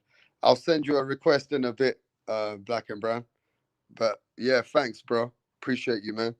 But yeah, man. So this is what people are saying. I'm a big Spence fan, but him fighting Canelo is delusional. Now, do you think that's a proper fan there? His name's The Problem 23 says he's a big Errol Spence fan, right? But he fighting Canelo is delusional. Yo, Black, by the way, my Cash App's all what's it called? Capital letters. So if you do the money sign Rapstar 44, you should be able to find my logo. If not, I'll send you a request in a bit. But yeah. And so this is an Errol Spence fan, Guido. Yeah. You see what he said? I'm sorry, say it again. So this is an Errol Spence fan, and he said, "Look, bro, I'm an Errol Spence fan, but him to fight Canelo Alvarez is a bit delusional." Of course it is. I mean, Rapstar doesn't take rocket science to know that, right? Yeah. Come on, man. That's weight class for a reason, bro. You just don't go up and say, "Oh, I'm gonna go up." Come on, man. Come on, man. That's weight class for a reason, boxing. You know. Yeah, D. Kelly. That's like from middleweight fighting. That's like Charlo going fighting heavyweight. You know. Anthony. What's his name? Anthony Joshua. Come on, man. Or Tyson. Come on, man. Come on. You know. Let's just be real about this shit. Come on. I understand they love Errol Spence so much, but come on, man. You're not gonna go up and weight like, come on, man. He's not gonna. Come on, let's be real, man. Come on. It's even not a fantasy, Towner. You know? Maybe in the video game you could do that. Chat, a lot of people in the chat, right, Guido? They feel the same way as you. They don't think Errol Spence can do anything with Canelo, bro. You know what I'm saying? This is funny, man. I don't know why we even talking about this shit. To be honest with you, Rob, this is ridiculous. This is like almost comedy to me. Yeah, pound for pound, King says Errol Spence needs a few tune-up fights, right? And then once he gets on a level and starts to feel himself, then he got a chance to fight Canelo. What do you think about that? Sorry, say it again. He says Errol Spence needs a lot of fights, man. He needs a lot of fights at those weight classes before he challenges Canelo Alvarez. You get what I'm saying, Guido? Spence needs to fight the best people at his weight class. That's what he has to do before thinking about Canelo. First of all, anything he needs to focus on Pacquiao more than anything. That's the first fight he really need to focus before thinking about other fights. Yeah. So D Calico, a lot of people they don't think Errol Spence got much of a chance. They think what I mean. Errol Spence, for him to go against Canelo is just for the money and for trying to build the hype. What you say to that? Hey, I don't think he realized that a lot of people sounded just like him about Canelo Alvarez. I don't get what he's talking about. You know what I'm saying? He over here like kind of delusional because the fighter's so good, he blinded by his beauty. I ain't blinded by his beauty. You know what I'm saying? I know that's a path that a lot of these boxers are really going to be taking. Everybody going to move up and weight. What the hell? Wow. Ooh, look, nobody could ever do this. People have done it. People haven't done it with as much success as Canelo Alvarez. But that don't mean it's not going to be done in the slightest way. My boy will be going up in weight, and he will be thrashing whoever's in his way, man. That's just the way it is. You know what I'm saying? Errol Spence. Yeah. I think Errol Spence really, bro, I think he needs to stay away from Canelo straight away. He need to fight some people to try and get in that kind of a position, D Calico, to feel himself at 160. He needs to fight some people to know that, you know what, I can beat Kalen Plant. Let Errol Spence see what it feels like to fight, you know what I mean, someone like Canelo's leftovers, like fucking Callum Smith. Because I'll tell you what, it ain't going to be easy, is it, Guido? But, you know what I mean? I think Errol, if you're saying there's no money after the Manny Pacquiao fight, he's going to want the money, then I'll respect Errol for trying to do something like that. But again, I can't put no money on Errol Spence, bro. I'm not going to say what I'm saying? I mean, I don't know if Errol could have necessarily beaten everybody that Canelo has beaten, but I know he can, he can definitely beat the ones we've seen lately. You know what I mean? Like right now, Errol Spence would beat those same boxers, man. There's no way around it. So Lee Adams says, right, D Calico, Lee Adams says Errol Spence will get battered, mate. Right? Brother Money says he would get assaulted. That's what he would get, an insult. Maybe in 5 fucking years. Right? Carlos Mendoza says 2 fucking thumbs down. Fuck that shit. That ain't gonna happen. Right? And Towner says, no, he can't do that, bro. Hawker Mustang says, I don't think Canelo will fight again at 160. And D Calico says, nah, he chose Crawford. Yeah. Canelo wins, but Spence has a possibility. So look, this is the first guy in the chat. Madalito Liquor says Errol Spence got a chance. He might be able to pull it off. So you got 1 on your side there, D Calico, and you got 10 people saying nah. Lee Adams says Spence needs to show his power. Hey, bro. Can he hold that at a higher weight class? Can Errol Spence be able to, deal with the power at a higher weight class? Johnny Blaze says facts. Hey, go ahead. Hey, rap star. We all should know the letter M in the word masses is silent. It's silent. You know what I'm saying? The M is silent. You know what I'm saying? So never follow the masses. You know what I mean? Yeah. Yeah, maybe. I mean, look, man, I think there's too much to ask for. Errol Spence Jr., great fighter at welterweight. I think he can clean up at 154. But you going against the pound for pound 160, bro? Holy shit, bro. Just like you said, D Calico, the Ferrari fucking crash didn't fucking scare him. Right? He nearly died and it didn't fucking scare him. He's come back, right? So nothing should scare Errol Spence. At the end of the day, if Errol Spence wants to challenge himself after Manny Pacquiao, let's not forget that Manny Pacquiao fight ain't going to be easy, but assuming that's the fight he wins. and he wants the big money, that would be a major fucking event. That would be a big event. You can't deny that, bro. You know what I'm saying? But that's too much to ask for. And I think right now, if somebody says to me, "Yo, rap star, I'll give you 5-1 on your money," man, I might bet on Canelo Alvarez, bro. I got to think about it. Because, you know what I'm saying? Errol Spence is one of my favorite fighters. But, man, I can't put him against Canelo. Canelo's on a different level right now, that weight class. It's just different weights, bro. And that's why they have weight classes. You get what I'm saying? And that's the reason why I think that's too much for Errol Spence. I just hope that Terence Crawford and Errol Spence can get made. And if not, Manny Pacquiao might do something crazy in the fight. You know what I mean? But Guido, I'm going to shut the show down. It's been a great fucking show. You know what I mean? Josh Taylor done it. Josh Taylor is undisputed. I made some money out here. I've made enough money. Listen, I've made enough money to get enough alcohol and enough food for the week. I'm gonna live good out here, bro. I'm gonna be ordering 3-course and 5-course meals every day. Listen, bro. And take a shot for me, brother. What's that? Take a shot, you know, for me too. Hey, yeah, I'm gonna take a shot for you. Hey, D Calico, Josh Taylor, he broke the curse. He broke the motherfucking curse. That was a long curse. And he broke the Mexican curse, bro. That was a long curse. Were coming out there to beat the fuck out of us, bro. Right? Josh Taylor stopped the curse. I want everybody in the chat. You know what I mean? I hope you guys are appreciated about the fight. Support Josh Taylor. The next fight could be Teofimo Lopez versus Josh Taylor, as long as Teofimo Lopez comes through Cambosis. But D Calico, what do you think about that, bro? Josh Taylor, bro. The undisputed champion for United Kingdom. He did it, bro. We finally beat the curse. D Calico. And on that note, bro, to everybody, Guido. Yo, thank you for having me, Webster. And I want to say the UK, man, y'all got your champion. The Mexican curse is finally over. Hey, the curse is over, bro. Y'all undisputed champion. Even though, you know, I picked Ramirez, you know what I mean? Yeah, man, I give credit when credit is due, you know? Yeah. That's what I'm all about, you know what I'm saying? And I hope all the UK, they really enjoy their champion, you know? Yeah, and listen, everybody knows what D Calico's about. Alex says D Calico would choose anybody against Teofimo. He don't like Teo anyway. But look, on that note, bro, to everybody in the chat, to Pound for Pound King, Terrible Terry, Measy, Johnny Blaze, Black and Brown, I'll catch you in a minute.